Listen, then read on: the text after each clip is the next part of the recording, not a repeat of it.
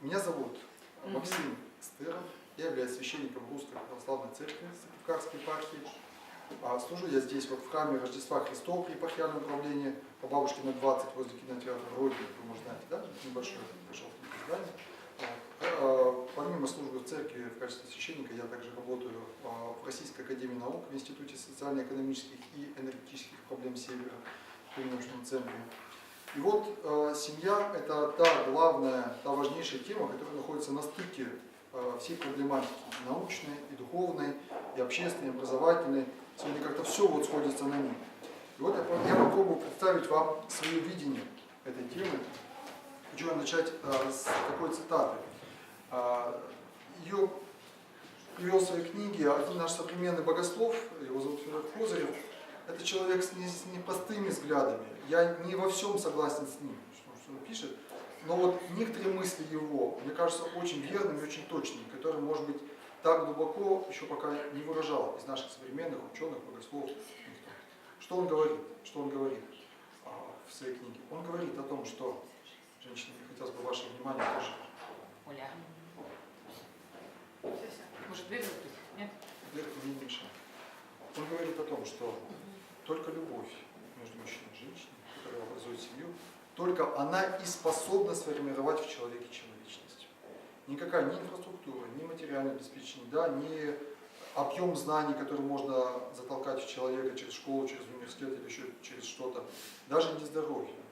Только именно сама любовь, которую мы познаем сегодня. Вот. Это вот та первичная субстанция, которая дает нам право жить. И вторая важная мысль, продолжение первой, заключается в том, что вот та любовь, которую мы созерцаем в семье, ради которой мы создаем брачный союз, она единосущна божественной любви. То есть это та же самая любовь, по которой Бог вообще сотворил. Это та же самая любовь, по которой, как верят христиане, Бог стал человеком, да, то есть Сын Божий стал Сыном человеческим и принял распятие и крестную смерть за людей. И я хочу вам привести пример. В Библии есть одна книга, она совсем небольшая, буквально она 5 страниц всего занимает. Вот, называется она «Песнь песни». «Песнь песни». Можете ее найти, прочитать.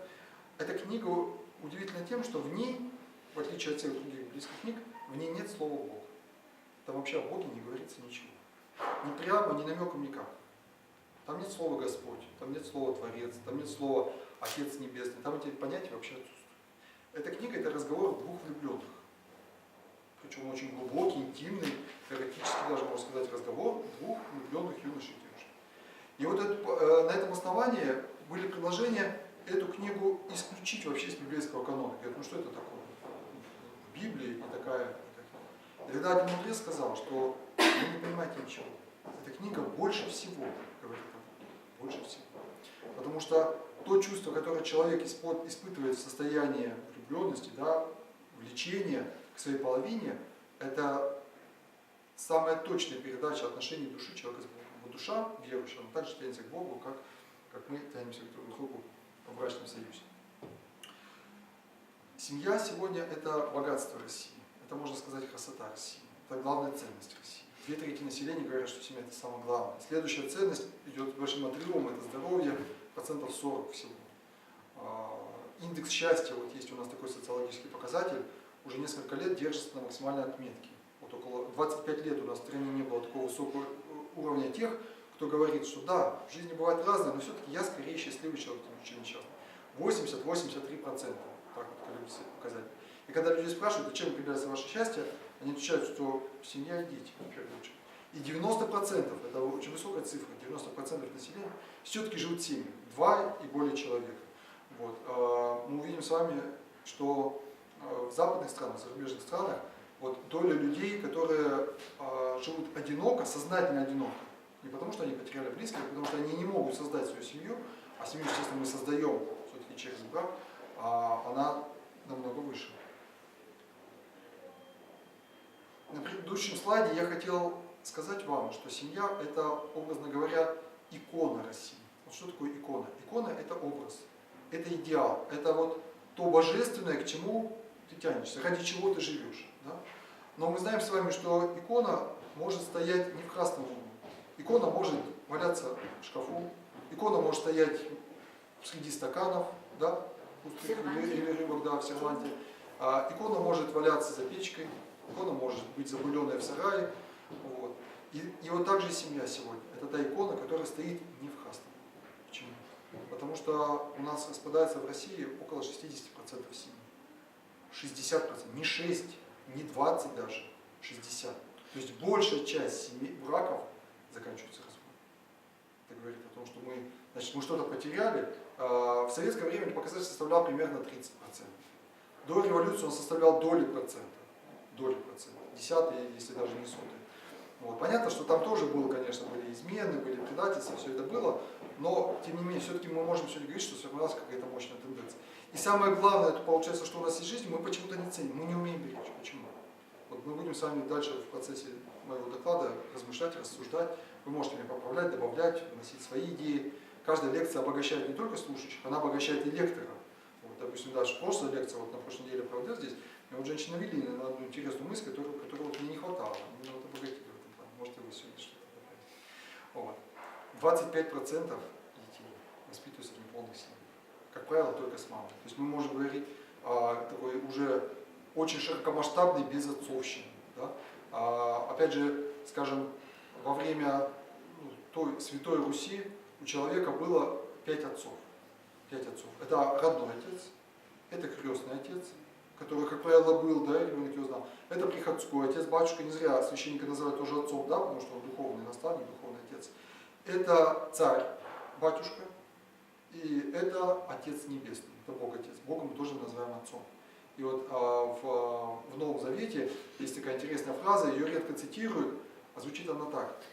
«И всякое отцовство на небе и на земле именуется от Отца».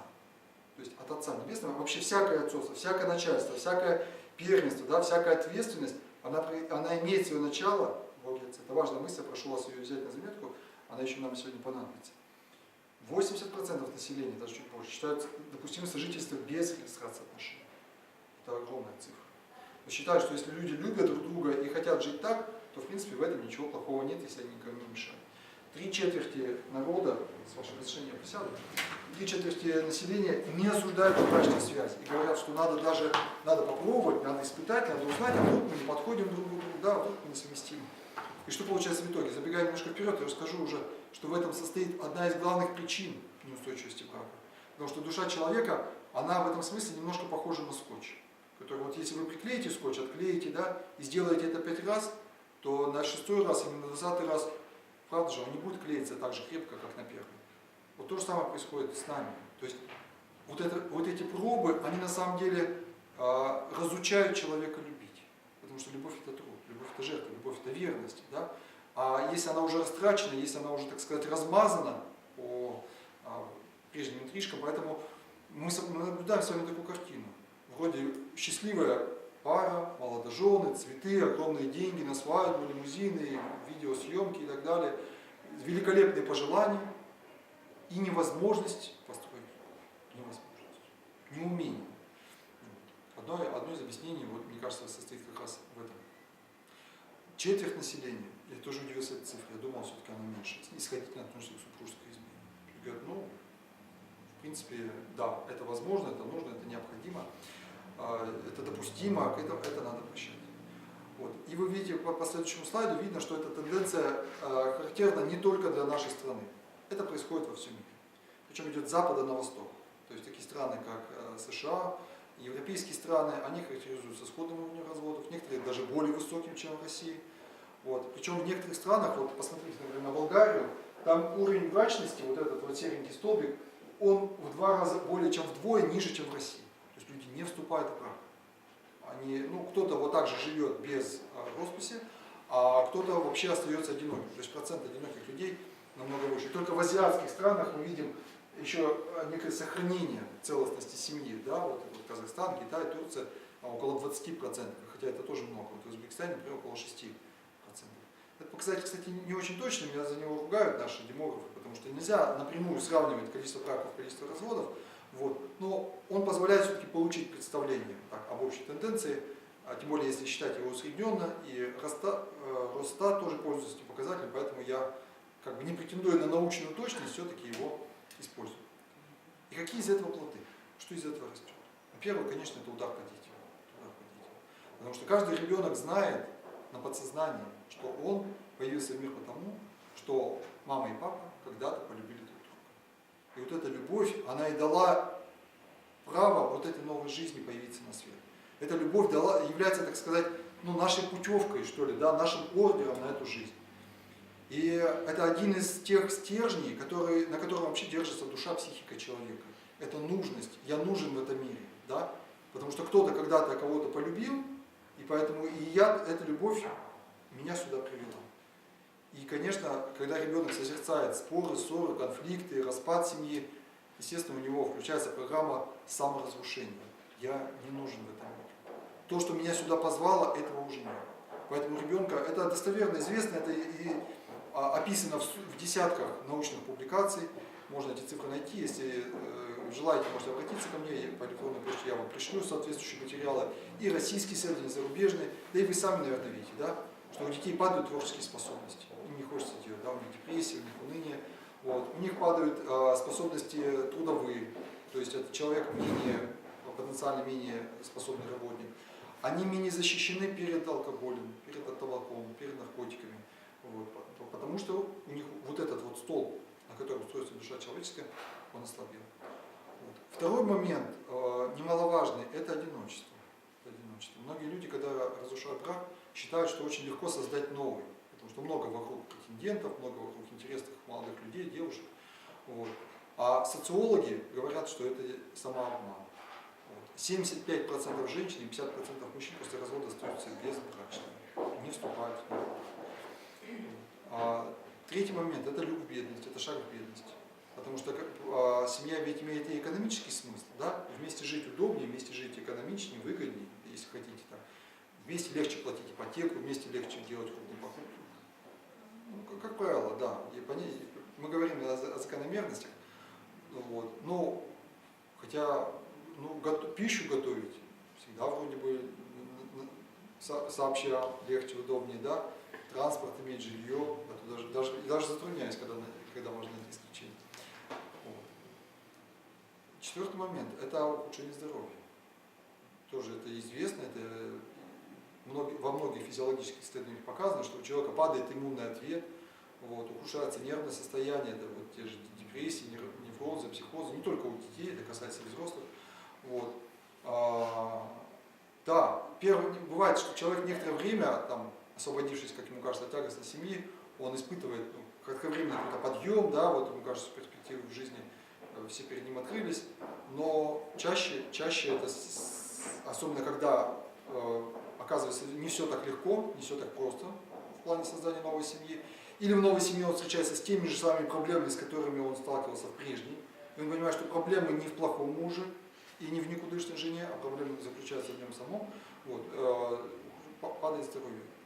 Вот. И последний, пятый момент, я сегодня тоже еще о нем подробнее скажу на цифрах, это депопуляция, ухудшение нашей демографической ситуации. Понятно? Да, вот у нас здесь по диагонали, вы знаете, находится женская консультация, мы там тоже ведем дежурство, беседуем с женщинами, которые стоят перед вопросом сохранить или не сохранить.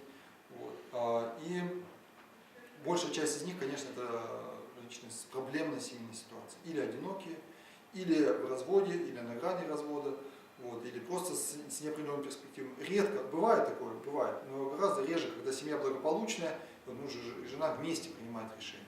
Хотя и там, наверное, есть какие-то червоточинки, да? Потому что если люди видят перспективу, радуются жизни, то каждый новый ребенок, вот это, кстати, настоящая цель рождения детей, это возможность приобщить еще одного человека вот этой любви.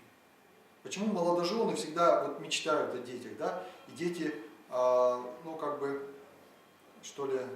может не запланированы, но все-таки желанные, да, где-то вот в мечтах.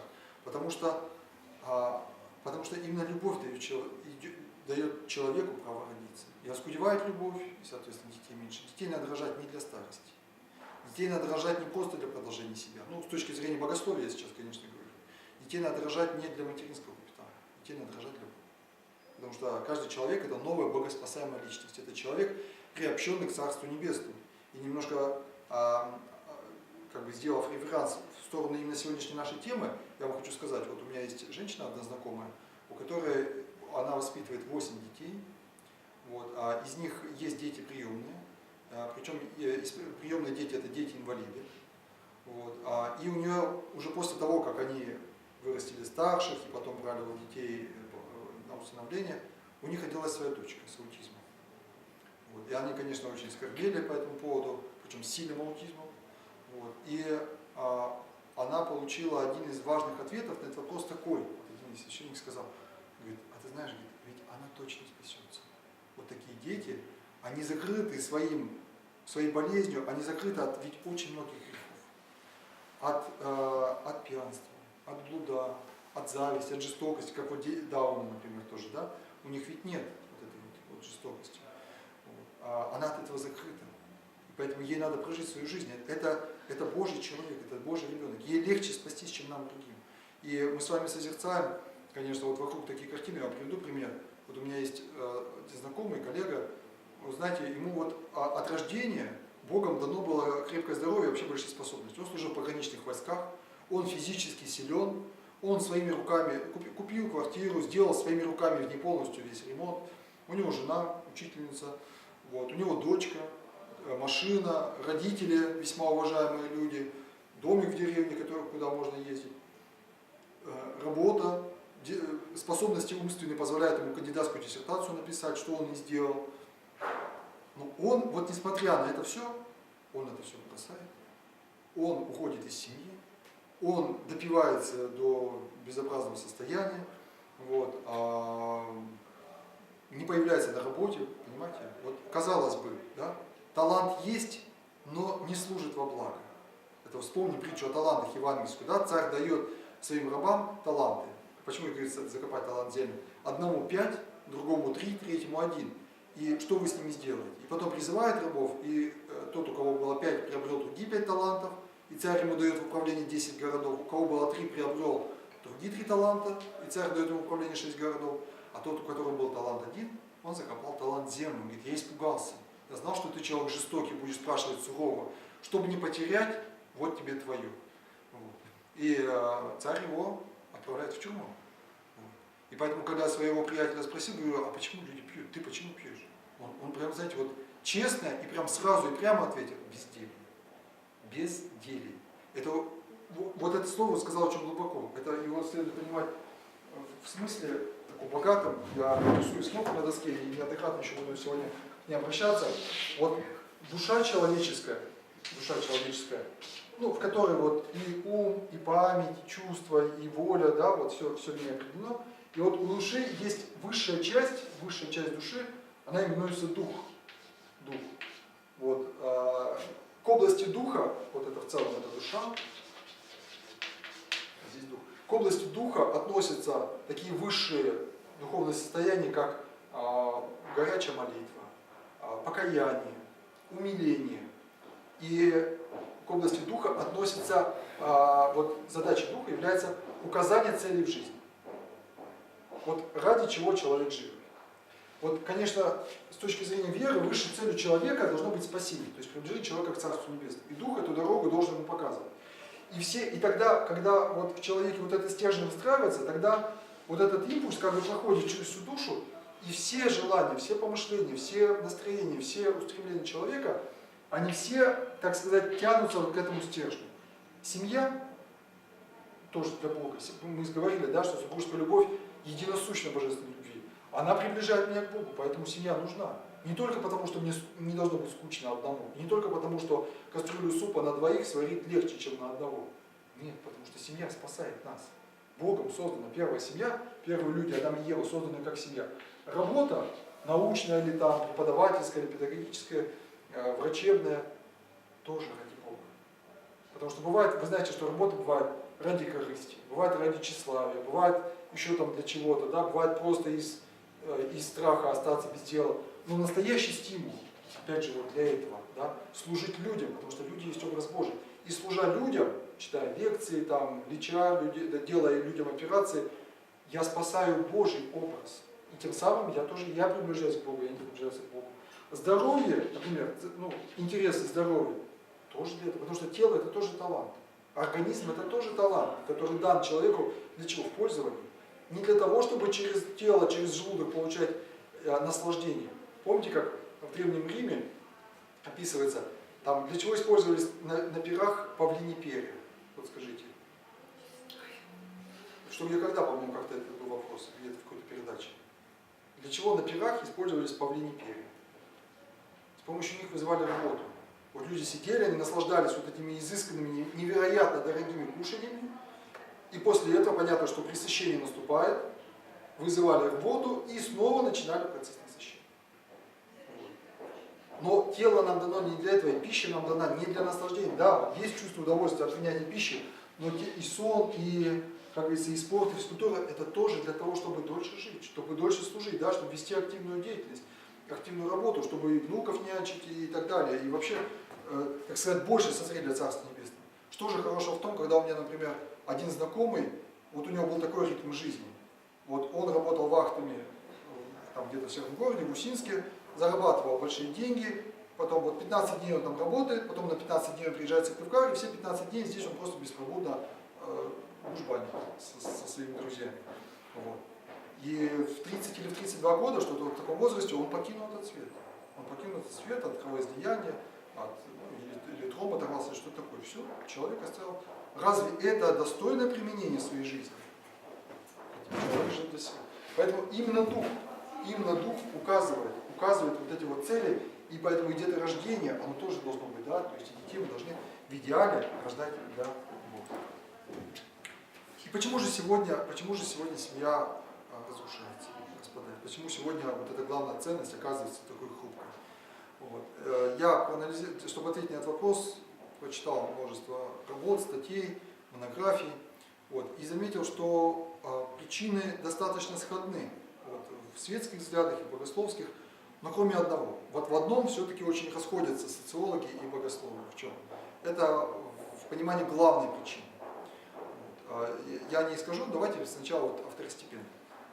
Конечно, это все говорят, что это гордость, эгоизм, нетерпение, осуждение, да, неумение уступать, неумение жертвовать собой. Вот. Это все ясно. А на втором месте идут вредные привычки. Вот пьянство стабильно обеспечивает где-то 25% всех разводов. Но эта причина не очень простая.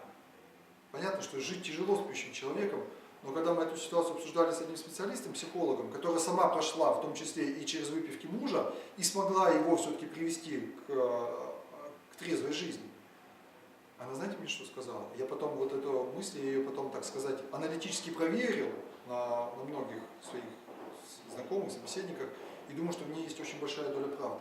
Она говорит: алкоголик – это мужчина, сломанный женщиной. Иногда мама, не всегда. Еще алкоголик – это мужчина, воспитанный таким образом, то есть в такой сфере. Не обязательно, что женщина ломает его так. Не обязательно женой. Может быть, мамой. Может быть, мамой. Ну, как говорится, все это влияние женщины. Да, мама, бабушка, то есть изначально. А если это изначально заложено, то жена, будучи там какой бы то, она не в состоянии переделать этого почти не в мужчину. состоянии, да. Вот я анализировал потом жизнь одного своего друга, с которого хорошо знаю, мы с ним учились вместе в университете. Вот, и он до такого тяжелого состояния, он допился до белой горячки, сейчас он находится в тюрьме. Вот, у него была престижная работа, у него была тоже, как и в предыдущем случае, у него была и квартира, и машина, и жена, и ребенок, и все вот это у него было. И я потом думаю, а что с ним случилось? Никаких особых таких великих трагедий в жизни не происходило. Почему же он сломался? Вот. И когда я эту фразу услышал, я понял, что да, наверное, вот доля здесь правды есть, потому что у его жены очень сильная мама. И поэтому жена воспроизводила в семье вот эту вот модель, что вот она главная. А мужчина, знаете, он если он послабей, он уходит в выпивку. Если он где-то так средненько, он уходит в измену. Если он посильнее, он уходит в работу. Да? Вот. Он не выдержал, он сломался. И мама его как раз, она, как вы правильно говорите, она заложила вот первичную основу для этого. Она тоже была неблагополучная, в том смысле, что она не смогла его вдохновить. Вот мужчина от Бога поставлен главным быть. Он должен завоевывать, он должен зарабатывать, он должен строить, да, он должен принимать решения, он должен брать на себя ответственность. Быть главным – это значит нести большую тяжесть. Это не значит ничего не делать и только указывать. Это значит больше работать, больше отвечать, нести больше груз. Вот что значит быть главным. И каждый мужчина это знает внутри. Он может это ему это непонятно, но изнутри у него Сейчас где-то... нынешний мужчина, почему-то это изначально не заложено. Вот Мужчины считают себя вот именно вот в командовании, чтобы, как говорится, все преподносилось женщиной. Совершенно верно. Вот мы об этом сегодня с вами, вот, Инфантильность. мы об этом, да, инфантильность. Откуда это берется? Теперь послушайте, пожалуйста, эту мысль до конца. Мужчина от Бога поставлен главным, но назначить его главным, сделать его главным может только женщина. И так как настоящий мужчина должен быть главным, и, соответственно, сделать настоящего мужчину таковым может только настоящая женщина, которая имеет в том числе вот эту вот веру, вот это вот смирение. Я вам приведу такой пример. Некоторое время назад мы беседуем с одной женщиной, у которой жалобы на мужа. Вот он то делает не так, это он делает не сяк, вот тут он меня не слушает, а там он себя ведет вот так, мне не нравится, как он себя ведет. И на сыне это тоже все сказывается, и сын тоже вот, и жизнь у него как-то вся наперекось. Вы знаете, я вот слушаю, и думаю, вот прям вот хоть пиши на диктофон и в учебник. И поскольку она верующий человек, да, я ей потом в конце сказал, вы знаете, давайте я вам прямым текстом скажу, без всякой дипломатии, что ответить на ваш вопрос. Она ждет от меня ответа на вопрос, как сделать, вот как мне еще помолиться, как мне его переубедить, как мне вот все-таки сделать так, чтобы было по-моему. Я говорю, апостол Павел пишет, черным по белому, а учить жене не позволяю, не властвовать над мужем. Если у вас есть вера, и вы хотите по этой вере жить, вам надо двигаться в этом направлении. Я понимаю, что это очень сложно. Что мама делала не так, что бабушка, скорее всего, тоже делала не так. Что у вас просто нет даже пример перед глазами, а как это сделать мужа главным. Я понимаю, что и он тоже уже 30 лет устал уже с вами воевать, и ему очень сложно услышать такие слова от вас, дорогой, а как скажешь ты? Принимай решение, да? Или там, ну ты же у нас ты же у нас глава. Как ты скажешь таким, ну и подобные слова, да? Если он даже ошибется, вы его утешите. Если у него получится, его решение кажется правильным, вы его похвалите. В следующий раз он будет еще более ответственно принимать. К этому же надо прийти. Для этого надо идти получить смирение. И вот я и хочу сказать, что когда вот этот дух, вот это устремление к Богу у нас теряется, какие плоды? Мужчины делаются инфантильными, мужчины делаются слабыми, а женщины компенсируют это тем, что берут на себя власть. Берут на себя не принадлежащее им первенство. И нести это не могут. То есть, ну, как правило, да, вот, физически тяжело. Да, вот, изматываются, устают от этого, не могут справиться, берут на себя воспитание детей полностью, да, как бы, да, бессовестно. А знаете, почему это? Почему? А давайте историю вспомним. Там Первая мировая война, Совершенно Вторая верно, мировая да, война, да. и женщины все валили на себя. Да, и да. поэтому уже вот жалея мужчин, вот пошло испокон века. Я с вами согласен, да. Вторая мировая война, Великая Отечественная, 30 миллионов погибших, да, из них большая часть мужчин. Но это не случайно. Давайте вспомним, что было перед Второй мировой войной. За 4 года до ее начала. Был 37-й год. А перед 37-м был 17-й, был 22-й, был 27-й, да? И вот я был в музее репрессий в Смоленской области и видел там очень страшный документ. Это был приказ, это была телеграмма из Москвы в регионы, и там стояли цифры. Там были просто цифры по 3 категориям. Первая, вторая, третья. Первая категория – расстрелять. Вторая категория – в лагеря. Третья категория – выслать на поселение. Понимаете? Просто вот план цифр. А в ответ, но второй документ был страшнее первого. Это была докладная записка о том, что план выполнен, и просим дать дополнительные цифры. И шли в ответ дополнительные цифры. Вы понимаете? Когда человек убивает себе Бога, а 17-й год революция, это именно убийство Бога, это убийство веры, это убийство царя, это разрушение храма, то плод этого – это гибель отцов. Почему война происходит? Почему Германия нападает? Ну это я так по-своему объясняю, может быть немножко упрощенно, но человек, когда заболевает, когда у него падает иммунитет, согласитесь? Не потому, что он пообщался с зараженным, а потому, что иммунитет у него слаб. Вирус есть везде. И также и страна. Почему Наполеон пришел? Потому что увлекались французским языком, забыли, как говорится, и веру, благочестие, и все. Пришел Наполеон и наказал. Кто чем грешит, тот им и наказывается. И то же самое, мне кажется, произошло здесь. Да, и погибли отцы. И поэтому произошла вот эта вот ломка. И женщинам пришлось взять на себя вот это. А потому что женщины, между прочим, тоже и иконы сжигали, и как говорится, и вдохновляли своих комсомольцев. Вспомните Зою, история знаменитая, да, в Самаре, которая произошла. Кто там с иконой Николая так танцевал и окаменел? Знаете, помните эту историю? Про окаменевшую Зою. Фильм даже был снят, не один. Вот. Это ведь была девушка, женщина, комсомолка. А где мой, говорит, Николай? А вот мой Николай. Берет икону со стены и начинает танцевать. И эти случаи, кстати, были не единичны, подобные. Поэтому мне кажется, что вредные привычки, мы немножко углубились, это хорошо, что мы вот этот момент разобрали. Вредные привычки – это не столько результат, сколько уже плод. Уже плод непонимания, уже плод вот, нехватки тепла. Вот. И я еще один пример приведу. Мы разговаривали с одной женщиной, она тоже вот, но она из тех, вот, кого называют сильными. Она водит машину, она воспитывает детей, она работает тоже на воспитательской работе. Вот. И у нее проблема, у нее запил муж. Причем муж, знаете, тоже такой интеллигент, человек на высокой должности, горячий патриот вообще Родины, России, Республики и все. И вот он пьет. И сильно пьет. И когда мы с ней вот долго-долго беседовали, вот в конце как-то вот что-то я подобное, ну вот, обозначил такой пример. И вы знаете, и она сама сказала, наверное, да. Наверное, это я слишком сильно. Вот не видит он во мне вот этого тепла, женственности, мягкости, веры в него, да, вот чтобы он был, так сказать, лицом принимающим решения, может быть, поэтому меня так удивило, потому что я и не хотел мысль передать, просто она как-то сама в разговоре родилась, вот. И после этого она уже через 2 недели в телефонном разговоре говорит, знаете, у меня такая радость, говорит, вот муж мне тут на 3 месяца дал обед, полного воздержания. То есть обед, в смысле обещание полного воздержания от алкоголя. Вот. То есть, может быть, уже какие-то есть первые ласточки, уже первые перемены. Вот. Это вот мой взгляд, это не простая проблема, очень непростая. Она с глубокими корнями, ну, мы с вами как минимум столетия, да, они уходят. Вот. И, конечно, менять вот этот менталитет, это очень-очень сложно. Вот. Причем не все мне с ним согласны, вы знаете, что есть сегодня очень мощное феминистское движение. Да?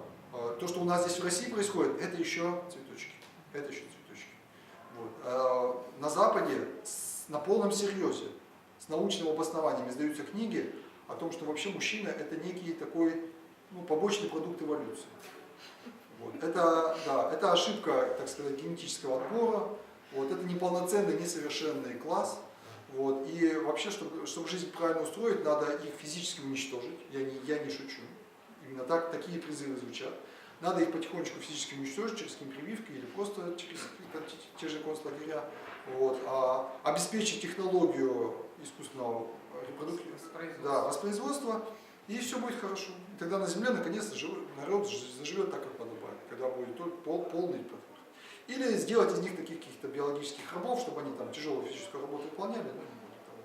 На полном серьезе такие слова звучат. Кажется, нам это кажется ужасно. Да? Кто знает, о чем мы будем думать, через 100 лет.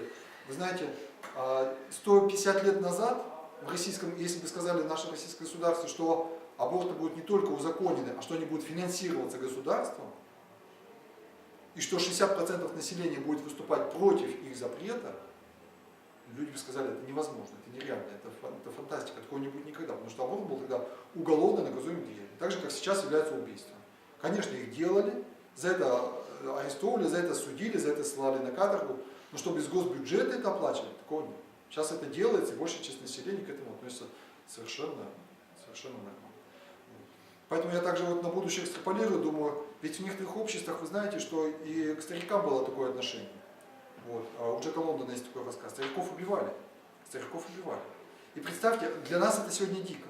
Ну кто знает, может через 100 лет наши дети будут рассказывать, скажут, а ты знаешь, а вот еще в 2017 году за убийство матери или отца можно было получить уголовную статью. Да ты что? Серьезно? Ничего себе. Это будет эвтаназия. И вполне, а эвтаназия, ведь, по сути дела, ведь это ведь она и есть, которая на Западе. Ладно, немножко отвлекся. Супружеские измены то же самое.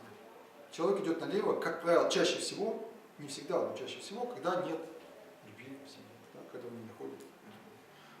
Интересный момент — конфликты с родителями. Большая часть семей все-таки разрушается с подачи мам родных. Кстати, надо сказать, что семья сегодня в руках женщин, как и всегда. 70-80% заявлений на разводы. Безусловно, безусловно. Вот и нам надо сегодня задуматься, а почему хранительница стала разрушительницей? Почему больше... Потому что мужчина рождается, а женщину взрастить надо. А мы разве сейчас взращиваем женщину такой, какая она должна быть? Да. Нет. Да. Чтобы она потом в свою очередь родила и воспитала мужчину, да? И потом да, как мать же. Ну вот мы, собственно, на все вопросы сами ответили. Вот. По поводу конфликтов с родителями. Здесь то же самое, мы как будто стали забывать какие-то очень важные границы. Одна женщина мне рассказывала, говорит, у меня из 4 детей только у одной дочери сложился брак один раз на всю жизнь. Она единственная у меня брала родительское благословение. Другая крайность – это, наоборот, вмешательство, когда родители забывают заповедь о том, что оставить человека отца и мать, да? Вмешиваются, врываются, указывают, обсуждают, вот, порицают, да? Внушают негативное отношение к той половине. Вот это собственничество. Кстати, вот одинокие мамы из сыновей делают мужей, ну, как в психологическом смысле. То есть для них сын становится замещающим, и потом такому сыну выйти жениться очень сложно, потому что мама его не отпускает. Не только одинокие, но и замужние. И замужние тоже, Не да. отпускают. Вот. А если сын даже уже женился, то мама его не отпускает психологически. Она все равно считает его своим собственностью, соответственно, жену врагом, который отобрал у него сын. И все-таки главное, это все производные, это все плоды. А корни-то где? Социологи говорят, корень весь в экономике. Мы, оказывается, очень бедно живем. Вот. У нас стало в 2 раза больше машин за 10 лет, но мы очень бедно живем. У нас доходы за 15 лет в 3 раза увеличились, буквально вот по сравнению с 2000 годом, но все-таки мы живем очень бедно. Безработица у нас очень большая. Видите, толпы вот ходят безработных по улицам. Правда, я когда был на предприятиях, мне говорят, у нас не хватает людей вот, делать простую элементарную работу за достойные деньги, доски перекладывать с места на место. Мы не можем найти работников, которые, не выпивая, выходили бы строго по графику на работу. Не можем найти. В городе Сыктывкаре, я уже не говорю там про деревню. Но у нас, оказывается, безработица. Все юристы.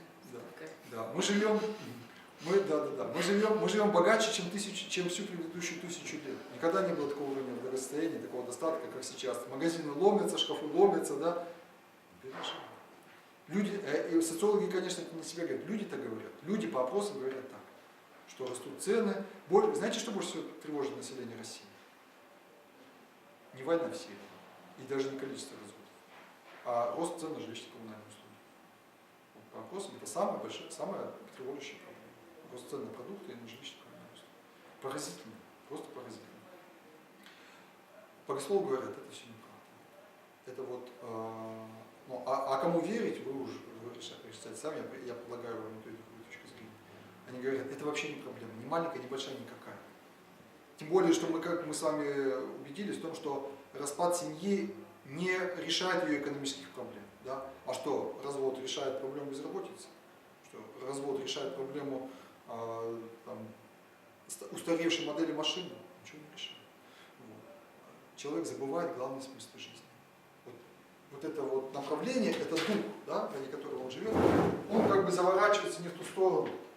Он берет где-то вот не тот угол. Тоже может быть к добру, тоже может быть правильно, но по-своему он ее понимает. Уже не Бог, да. Но деньги ведь тоже можно сказать, что это в каком-то смысле добро. Это правда, это и здоровье, и как говорится, достаток, и все. Человек посвящает свою жизнь зарабатыванию денег. Общение. Общение это ведь тоже любовь, это ведь как бы общение ради Бога, это то, что нас приближает к Царству Небесному. Человек заводит себе любовника или любовницу и говорит, это же общение, мы любим друг друга, а любовь это же самое главное в жизни. Вот. А уголок-то есть, то есть не туда, немножко не туда ты бьешь. И вот и ведет человека не туда. Ну или там здоровье, тот же материальный достаток. Немножко дух, вот тот дух, который должен указывать человеку ценности в жизни, он как будто ведет. И вот я цитирую преподобного Паисия Святогорца. Вот он говорит, у него было, кстати, 4 класса образования. Вот очень был простой человек. Но к нему люди ехали со всей Греции, не только из Греции, за советом, потому что он был прозорливый старец. И он говорит, безразличие к Богу приводит к разрушению, как безразличию ко всему остальному. Человек не ценит семью, человек разрушает деревню, человек не считается ни с родиной, ни с чем, да. Не зря, помните, мы говорили, 5 отцов, да? А отечество, что такое слово отечество? Это, можно сказать, 6-й отец. Отец наш, это наша родина. Родина-мать, ну или, а по-другому ее называем отечество. Это тоже родина, от слова род, от слова родитель. Да? И мне кажется, даже сегодня проблема миграции, вот уезжать, вы знаете, что Коми занимает одно из ведущих мест в России даже по миграционному оттоку. Хотя по уровню доходов мы где-то в первую десятку по России входим. Мы не бедно живем. Но занимаем одно из первых мест по миграционному оттоку. И мне кажется, глубинная причина вот этого, не потому, что у нас тут дороги плохие или еще что-то, а как раз вот это вот забвение того, что и даже Родина тебя тоже к Богу приближает. А человек, если забывает о Боге, то ему, в принципе, не семья, не Родина, а ничего. Да? Только вот где-то такие узкокорыстные интересы. И вот я вывел сюда на слайд еще две цитаты, которые немножко с разных сторон объясняют ту же самую истину. Вот. Александр Синельников, допустим, говорит об индивидуализме, а Дирк Ван де Ка – это голландский ученый, специалист по проблемам второго демографического перехода. Вот как раз разрушение семьи – это есть второй демографический переход. Вот эта статья англоязычная, поэтому эта цитата, она не популярна в нашей русской литературе. Но когда я ее нашел, когда я ее прочитал, я поразился. Насколько он созвучно говорит, ну, допустим, с тем же преподобным Паисием. Он говорит, что главная причина все-таки это там не экономика, не развитие технологий. Это самое главное то, что люди хотят от жизни. Ради чего они живут. Если жизнь это санаторий, где надо отдыхать, где надо наслаждаться, где надо, как говорится, себя попробовать и там, и сям, то тогда человек не ценит то, что надо ценить.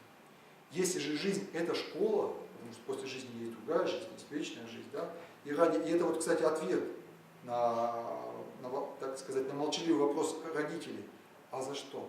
А зачем? А для чего? А для чего мне этот ребенок? Да? Для спасения. Для спасения. Крест – это страдание, это муки, но крест – это лестница на небо. Для того, чтобы люди к Богу пришли. Для того, чтобы люди пришли к покаянию, для того, чтобы крылья расправились. Сокол не знал, что он умеет летать, пока под ним ветку не спилили. Если человек понимает, что жизнь это школа, тогда он терпит, тогда он смиряется, тогда он над собой работает. Не других людей переделывает, а работает над собой.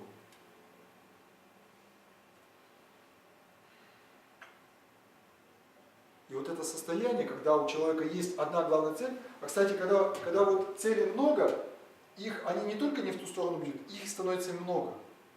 Только вот эта вот верхняя монолитная цель, она человека, вот так сказать, выстраивает к небу, да, его путь. Но как только ты отклоняешься, он тут же начинает делиться. Это как с церковью. Вы знаете, что церковь едина, да? Она очень строго относится к единству. Любые ереси, любые расколы, это есть такое понятие, как отлучение от вернадствования. Что произошло, допустим, с протестантизмом, да, который объявил, что нет единого понимания Библии. Вот как ты понимаешь, так и будет правильно. Он тут же раздробился на сотни направлений. Тут же. И сегодня протестантизм это сотни, если не тысячи деноминаций, групп, школ, общин и так далее, и так далее, и так далее. А православная церковь бережет свое единство. Также и здесь. Вот если направление одно, то оно одно. Если оно отклоняется, оно тут же начинает раздробляться. И также душа человека, тут же вот эти силы, они уже, когда нет вот этого стержня, они тут же начинают, каждая в свою сторону, И поэтому центр супружеского удовольствия, влюбленности, да, если даже хотите интимного удовольствия, пускай будет даже так, который должен тоже человека вести. Он оказывается не для этого, а он оказывается для самого себя, для наслаждения, для удовольствия. Вот. И поэтому, естественно, человек приедается, естественно, проходит состояние вот этой радости, влюбленности, да. Вот. Можно привести такой образ. Когда мы находим свою половинку, мы видим в человеке икону. Правда? Мы видим Бога в таком человеке. Ну, как будто бы вечность перед нами открывается. Тут же вот перспективы в жизни, думаешь о жилье, и по сути дела ты знаешь, что ты никогда не умрешь. Потому что сказать другому человеку, что я тебя люблю, это то же самое сказать, ты никогда не умрешь. Потому что то, что приобщено к любви, то и живет в вечности. Только любовь пребывает в вечности. Все умрет. Все наше тело, как его там не лелей, как его не холь, как его там не вычесывай, не выглаживай, не вылеживай, не корми, это все земля. В землю вернется. Останется только любовь. Вот. Так вот, икона в начале. И вот мы поженились, вот прошли 3 года или 5, и мы удивляемся, а где икона? А что это такое? Как я могла выйти замуж за этого ленивого, там, грубияна? Как я мог жениться на этой болтушке там, и так далее? Да? Ну, у каждого свое. У кого-то меньше, у кого-то больше. Но мы разочаровываемся. Правда, редко бывает так, что чувство влюбленности можно перечислить всю жизнь. Но потом что происходит?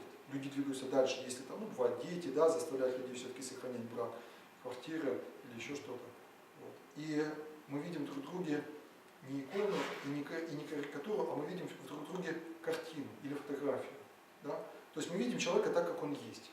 Мы уже смирились с недостатками, мы уже научились ценить достоинство, мы принимаем человека. А вот теперь вопрос к вам. А в 4-ю очередь, вот на 4-м этапе, что мы должны увидеть? Если выражаться такими же терминами. Икона, карикатура, фотография, а в конце? Нет, вот именно вот этим художественным языком живописи попробуйте сказать. Продолжить этот ряд, закончить этот ряд. Да, опять икона. Опять икона. Опять икона. Вы видели, наверное, вот такие пожилые пары, которые прожили жизнь, да, с каким они трепетом друг к другу относятся, с какой деликатностью они разговаривают, они подбирают слова, да, с каким уважением они беседуют друг с другом. Но к этому уже надо прийти. Вот жизнь-то наша, все вот эти трудности, они ведь даны именно для этого, чтобы ты научился смиряться и не другого человека переделать, а переделывать себя. И вот это вот состояние, когда ты живешь ради спасения, это ведь и есть целомудрие в широком смысле. Это очень широкое понятие. Это чистота души. Это когда в человеке есть главная высшая цель, ради которой он живет. Это и есть целомудрие. Естественно, целомудрие появляется в воздержании, в строгости брачных норм. Религиоведы хорошо знают, что у тех народов, у которых Бог един, у тех и брак, как правило, един. Вот, например, у курдов. Если жених узнает в первую брачную ночь о том, что девушка, которая вступила с ним в брак, она не является девственницей, он сообщает об этом ее отцу, и отец по неписанному закону этого народа должен предать ее смертной казни. Невероятно для нашего сознания сейчас, да? В Индии говорят, ну, по крайней мере, еще там, может, несколько десятков лет назад, этот обычай тоже сохранялся. То есть, если молодых людей заставали в состоянии соития до брака, их могли предать. Нигде это не афишировалось, это, естественно, ни по каким законам не проходило. Вот, полиция на это глаза закрывала, их могли предать народной смертной казни. Вот настолько люди относились к строгости брачных норм. И вот наш великий социолог, родившийся в республике Коми, Петерим Сорокин, он говорит, что вообще, так сказать, потенциал народа, вот его будущее, определяется 2 основными моральными принципами, всего лишь 2. Вот. Первый из них я уже обозначил, да, это непорочность дев. А второй, закончите, пожалуйста, мысль. А второй, какой принцип, на котором держится вообще общество, нравы человеческие.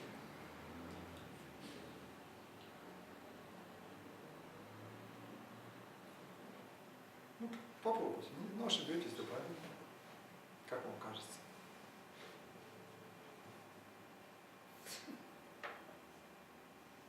Верность дальше получается. Непорочность. Нет, это все из того же. Непорочность дев, это имеет сюда и верность, это все к этому относится. А второй, который тоже известен во всех народах, во всех религиях, и даже в нашем обществе. Чему мы детей-то учим? 5-й библейской заповеди, ветхозаветный. Чти отца и мать, и благо тебе будет, и долго проживешь тебе. Уважение к старшим, почтение к старикам. На этом держится весь народ. Во время Великой Отечественной войны был некий немецкий врач, который делал гинекологические осмотры девушек, угнанных с территории Украины, Белоруссии, России в концлагеря. И он был настолько поражен тем, что он увидел, и он написал докладную записку. Адольфу Гитлеру. Мой фюрер. Мы не выиграем эту войну. У них больше 90% девушек являются девственницами. Давайте ее остановим, эту войну. И Гитлер его не послушался. И смотрите современные исследования. Это истина и давно известно. Ян Златоуст, например, 1700 лет назад об этом говорил. О добрачном целомудрии. И его влияние на качество брака. Сегодняшняя наука, она подходит к этому. Она приходит к этому же самому выводу. Что только на добрачном целомудрии можно построить брачную любовь. И, кстати, вот Петерима Сорокина, когда он в Америке об этом стал говорить, его подвергли насмешкам, гонениям даже, можно сказать. А спустя 50 лет в Соединенных Штатах из федерального бюджета стали выделять гранты отдельным штатам на реализацию воспитательных программ, установок на полное добрачное целомудрие. Они поняли, что никакая контрацепция ничего не спасает ни от венерических заболеваний, ни от ранней беременности, только установка на воздержание. И они поняли еще одно кое-что. Я сегодня скажу о Петериме Сорокине, и мы с вами к этому еще вернемся. Вот эти формулы целостности семьи, они Богом нам даны. Это и есть семейное воспитание. Это и есть семейное воспитание испокон веков. Вот если родители занимаются детьми, так оно и будет. Да. Поэтому и было 90% у нас. Ну, вы знаете, мне кажется, я вот в этом плане оптимист, мне кажется, много зависит от нас. То есть, конечно, вот мы видите с вами на цифрах, да, что там 80%, 75-80% одобряют брачную связь, сожительство. И это ведь было тоже не раз уже в истории народов. И этих, кстати, многих из этих народов их просто нет. Мы в учебниках истории о них читаем, их на карте нет, они отсутствуют, они просто исчезли. Уступили свое место другим народам. Поэтому будущее России и многих других стран, оно тоже определяется этим. Мы можем, в принципе, вернуться к этой строгости норм. Вот. Кстати, вот в Китае, мне рассказывала недавно женщина, одна профессор из Москвы, она ездила в Китай с познавательной поездкой, и вот она в Ухте рассказывала о впечатлениях. Она говорит, что в Китае девушка, которая рождает ребенка, не находясь в браке, она лишается права на медицинское обслуживание, она лишается права на дошкольное образовательное учреждение, и она лишается права на бесплатную школу. И об этом знают все. И все знают, что так и будет. И что закон в этом плане одинаковый для всех. И он исполняется. Поэтому все рождают детей в браке. Там такого, чтобы вот так родить для себя, там такого нет. Но богатых людей там очень немного. Вот. И вот из этих заповедей я хочу обратить внимание еще на один момент, который здесь на слайде перечислен. Вот, что Бог сочетал, того человека не разлучает. Да? Вот, брак – это не союз, не просто союз, это не просто договор. Брак – это двое вплоть едино. Муж и жена не родственники. Вот мать, допустим, и сын – это родственники первого порядка. А племянница и дядя – это родственники третьей степени родства. Муж и жена, у них нет степени родства, у них нулевая степень родства. Это одна плоть, это две половинки одной природы. Причем мы называем пол. Ну да, от слова половина. Вот. Так вот, с точки зрения Нового Завета, развод является прелюбодеянием. Только если кто-то совершил измену, то есть уже совершил, так сказать, уже убил брак своей изменой, тогда второй половине позволяется развод. А в принципе развод является прелюбодеянием. Как далеки мы сегодня, правда, вот от таких вот норм, от такого состояния целомудрия. Но мне кажется, что мы можем воспитывать и детей, и с родителями об этом говорить. Потому что они ведь тоже все видят, понимают. К нам это не так давно пришло. Ну, вот это вот как бы распущенность, развращенность. Поэтому я думаю, что перемены здесь тоже могут быть. И хотел бы я подчеркнуть, что все-таки высший момент, высший мотив для целомудрия – это вера. Это, конечно, можно быть целомудренным ради здоровья, да, чтобы не заразиться там или не залететь. Можно быть целомудренным ради тщеславия, есть и такое. То есть кто-то из людей, бывает, там, и похвастаться этим можно. Но настоящий мотив – это понимание того, что Бог есть любовь. И поэтому человек бережет себя для любви, чтобы пребывать в этой любви. И чтобы тем самым, через брачную любовь, приобщаться к Богу. Бог есть любовь, пишет апостол Иоанн Богослов. Пребывающий в любви пребывает в Боге, Бог в нем пребывает. И вот о любви, раз мы сказали об истине, хотелось бы немножко разобраться, а что это такое, какова она, истинная любовь. Ведь есть любовь как обладание, есть любовь как страдание, есть любовь как лакомство, да, есть любовь как страсть. А помните, мы учили с вами в школе, наверное, наизусть стихотворение в прозе из Куприна «Граната и браслет». Не помните эти строчки? А где же любовь-то? Бескорыстная, самоотверженная, не требующая награды. Помните? Та, про которую сказано, сильна как смерть, ради которой отдать жизнь, пойти на подвиг, даже совершить преступление, это вовсе не труд, а одна радость. А это ведь пересказ апостола Павла, слов апостола Павла об истинной любви, который долго терпит, не ищет своего, не раздражается, да, не мыслит зла. Как нам приобрести вот такую любовь? Любить не только тех, кто достоин, а тех, кто недостоин. Любить людей падших, любить врагов своих, тех, кто делает нам зло.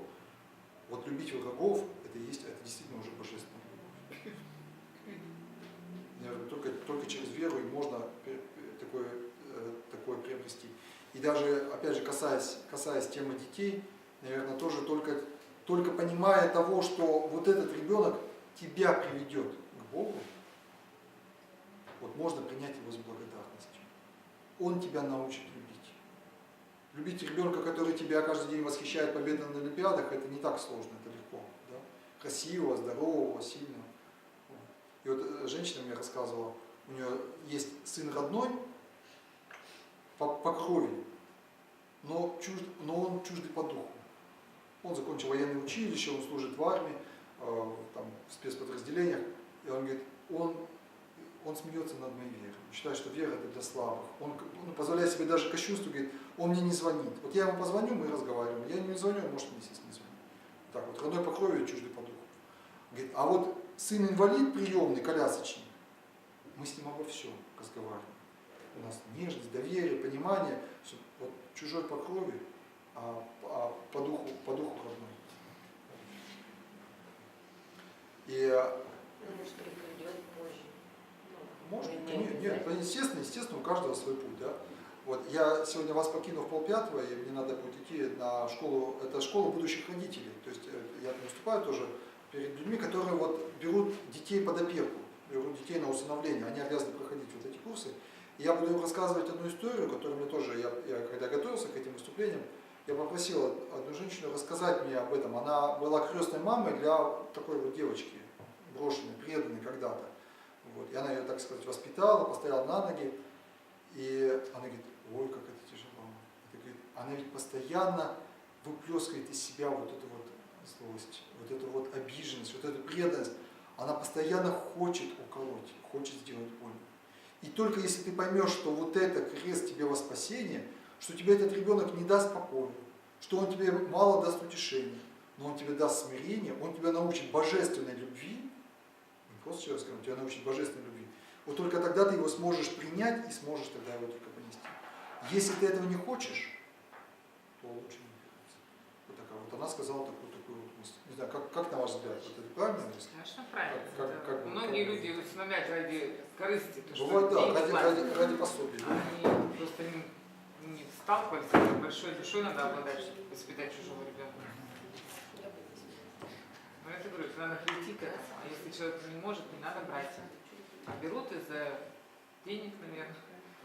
Очень много таких. А получается, настоящий мотив, а ради чего тогда надо брать? Вот есть же какой-то настоящий мотив, а для чего надо брать? Ради любви, надо, чтобы кого-то любить. Ради служения, ради отдачи, да? Не то, что ты будешь получать, а то, что ты будешь отдавать. Да. Любовь, и будешь наслаждаться. Человек счастлив тогда, когда он любит. Я с вами согласен. В прошлом году, 8 марта, был, помню, день такой морозный. Вот, у меня так получилось, у меня служба была, потом я что-то с одними людьми, по-моему, то ли разговаривал долго, потом поехал квартиру освещать, и вот возвращаюсь вечером уже такой уставший, и знаете, ну, такая приятная усталость, такая радостная, потому что, ну, весь день что-то делал. И звонит мне одна девушка знакомая, такая уставшая, немножко унылая, говорит, вот отец Максим, не так плохо, поговорите, пожалуйста, со мной. Весь день я тут ждала человека в гости, а родственница, она не пришла, вот я тут один, но мне так вот, так скучно. И у меня вот как-то слова в ответ прям на сердце сразу родились. Я говорю, а почему тебе грустно? А ты подумай сейчас не о том, что тебе грустно, ведь вокруг очень много людей, которым тяжелее, чем ты. У тебя наверняка где-то в твоем подъезде многоэтажном есть одинокие люди, бабушки, пенсионерки. Сходи к ним, помой им полы, попей с ними чай, просто их послушай. Послушай их. Хочешь, я тебе дам адрес, говорю, вот у меня лежит письмо, я уже неделю не могу, письмо с зоны, я не могу написать ответ, у меня руки не доходят. Давай я тебе дам адрес. Напиши, вступи в переписку с человеком, ну тут просто носки ему прислать, еще там что-то, ну купи, не хватает денег, давай я тебе дам. Ну, ты послужи человеку, тебе станет легко. Не жди, пока тебе кто-то что-то отдаст, свое внимание. Научись отдавать, тогда у тебя крылья расправятся. Вот еще важный момент – это слова. Это слова, как мы называем семью. Да? А как мы называем семью? У меня вот под окном, у меня возле подъезда вход в одно учреждение, и там по утрам собираются девушки и ждут, пока им откроют дверь. Вот. И они с утра обмениваются новостями, там, кто кого в садик отвел. Вы знаете, мне так один раз стало не по себе, молодые такие, лет 35. Они детей своих обсуждают мат. Ну так, не ругаясь, не нервничая, спокойно так, покуривая, мотком. Что такое мат? Почему меня это привело в огорчение? Мат – это формула осквернения новой жизни. Мат, современный русский мат, он состоит из 3 слов. Одно из них обозначает мужчину, другое – женщину, а третье – любовь. Через слово мы всегда соединяемся. Мы всегда соединяемся с кем-то или с чем-то. Да? Через слово мы соединяемся с другими людьми, мы общаемся. Да? Через слово можно передать нежность, через слово можно передать утешение, через слово можно передать ненависть, через слово можно передать вражду. Вот. Когда мы хотим поговорить с Богом, мы тоже используем слово. Да? Мы просим, мы благодарим, мы каемся, мы славословим. А зачем был придуман мат? С кем он должен был человека соединять?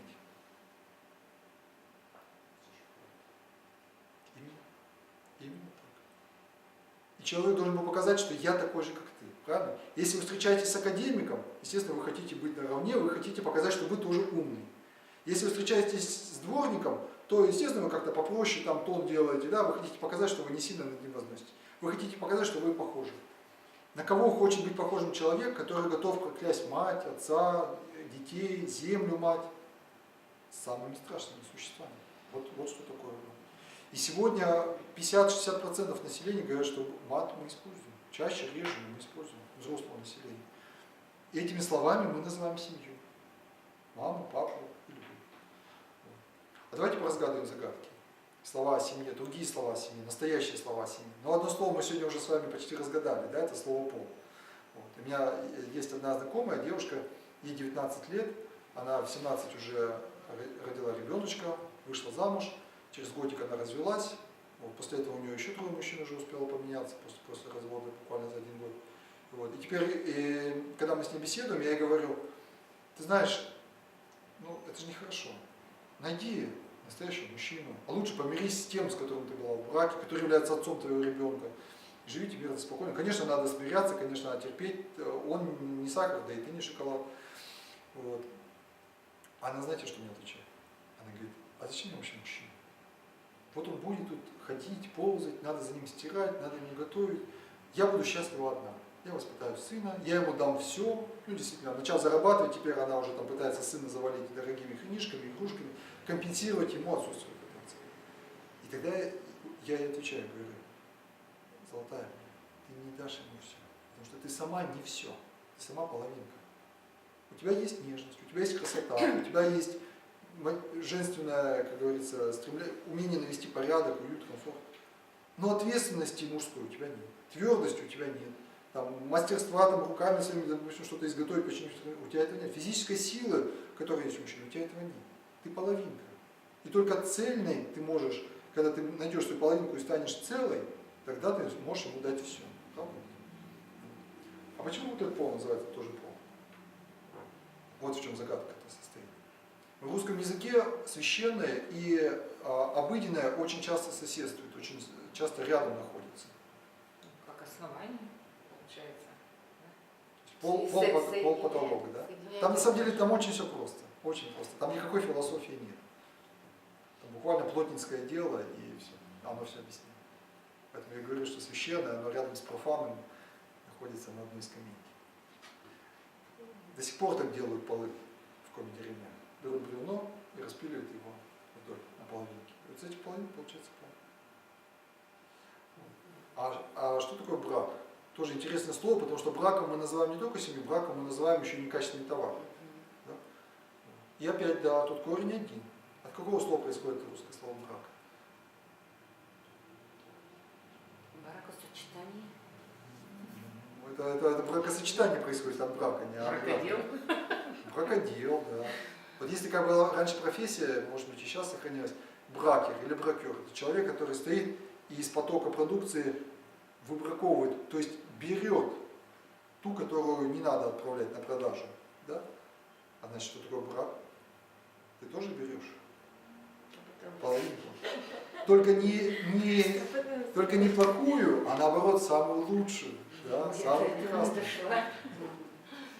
Интересно. Вот такие вот обычные привычные слова. А смотрите, в них, вот, да, мы сейчас их разберем, и вы поймете, что только через эти слова, если даже с родителями их разбирать, всю тайну семьи можно понять только через простые русские слова. Не надо даже никакой там науки, философии, не надо. Только надо просто разобрать слова. Что такое поцелуй? От какого слова он происходит? Какая тайна в нем заложена? Что означает целовать кого-то? Нежность. Ну, мы сегодня филологическим анализом занимаемся, да? Мы на буковки смотрим. Это вот как раз и есть то, что я сказал своей 19-летней собеседнице. Однокоренное. Да? Целое. Поцеловать кого-то или что-то, это стать одним целым с ним. Через поцелуй ты становишься целым. Почему именно поцелуй, почему именно рот, губы, да? Потому что через рот мы принимаем пищу. Мы с пищей становимся одним целым. Все наше тело состоит из еды, когда-то нами съедено. Вот. И поэтому так вот через это действие мы становимся целым. Вот. А кто такие супруги? Посмотрите внимательно на буквы, найдите приставку, найдите корень. Друг. Пруг. Кто такой пруг? Рука. Или что такое пруг?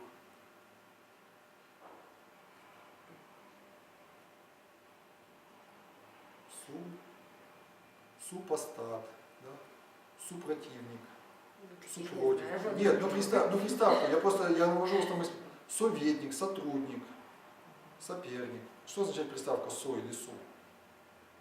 Кто-то другой, да? Обязательно совесть. Кто-то другой голос. Совесть – это другая весть в душе, голос Бога в душе. Вот. Супруги, а пруг что означает? Супруги – это два вола, запряженные в одну упряжку. И вот если эти два вола будут упряжку тянуть ровно, значит борозда получится прямая.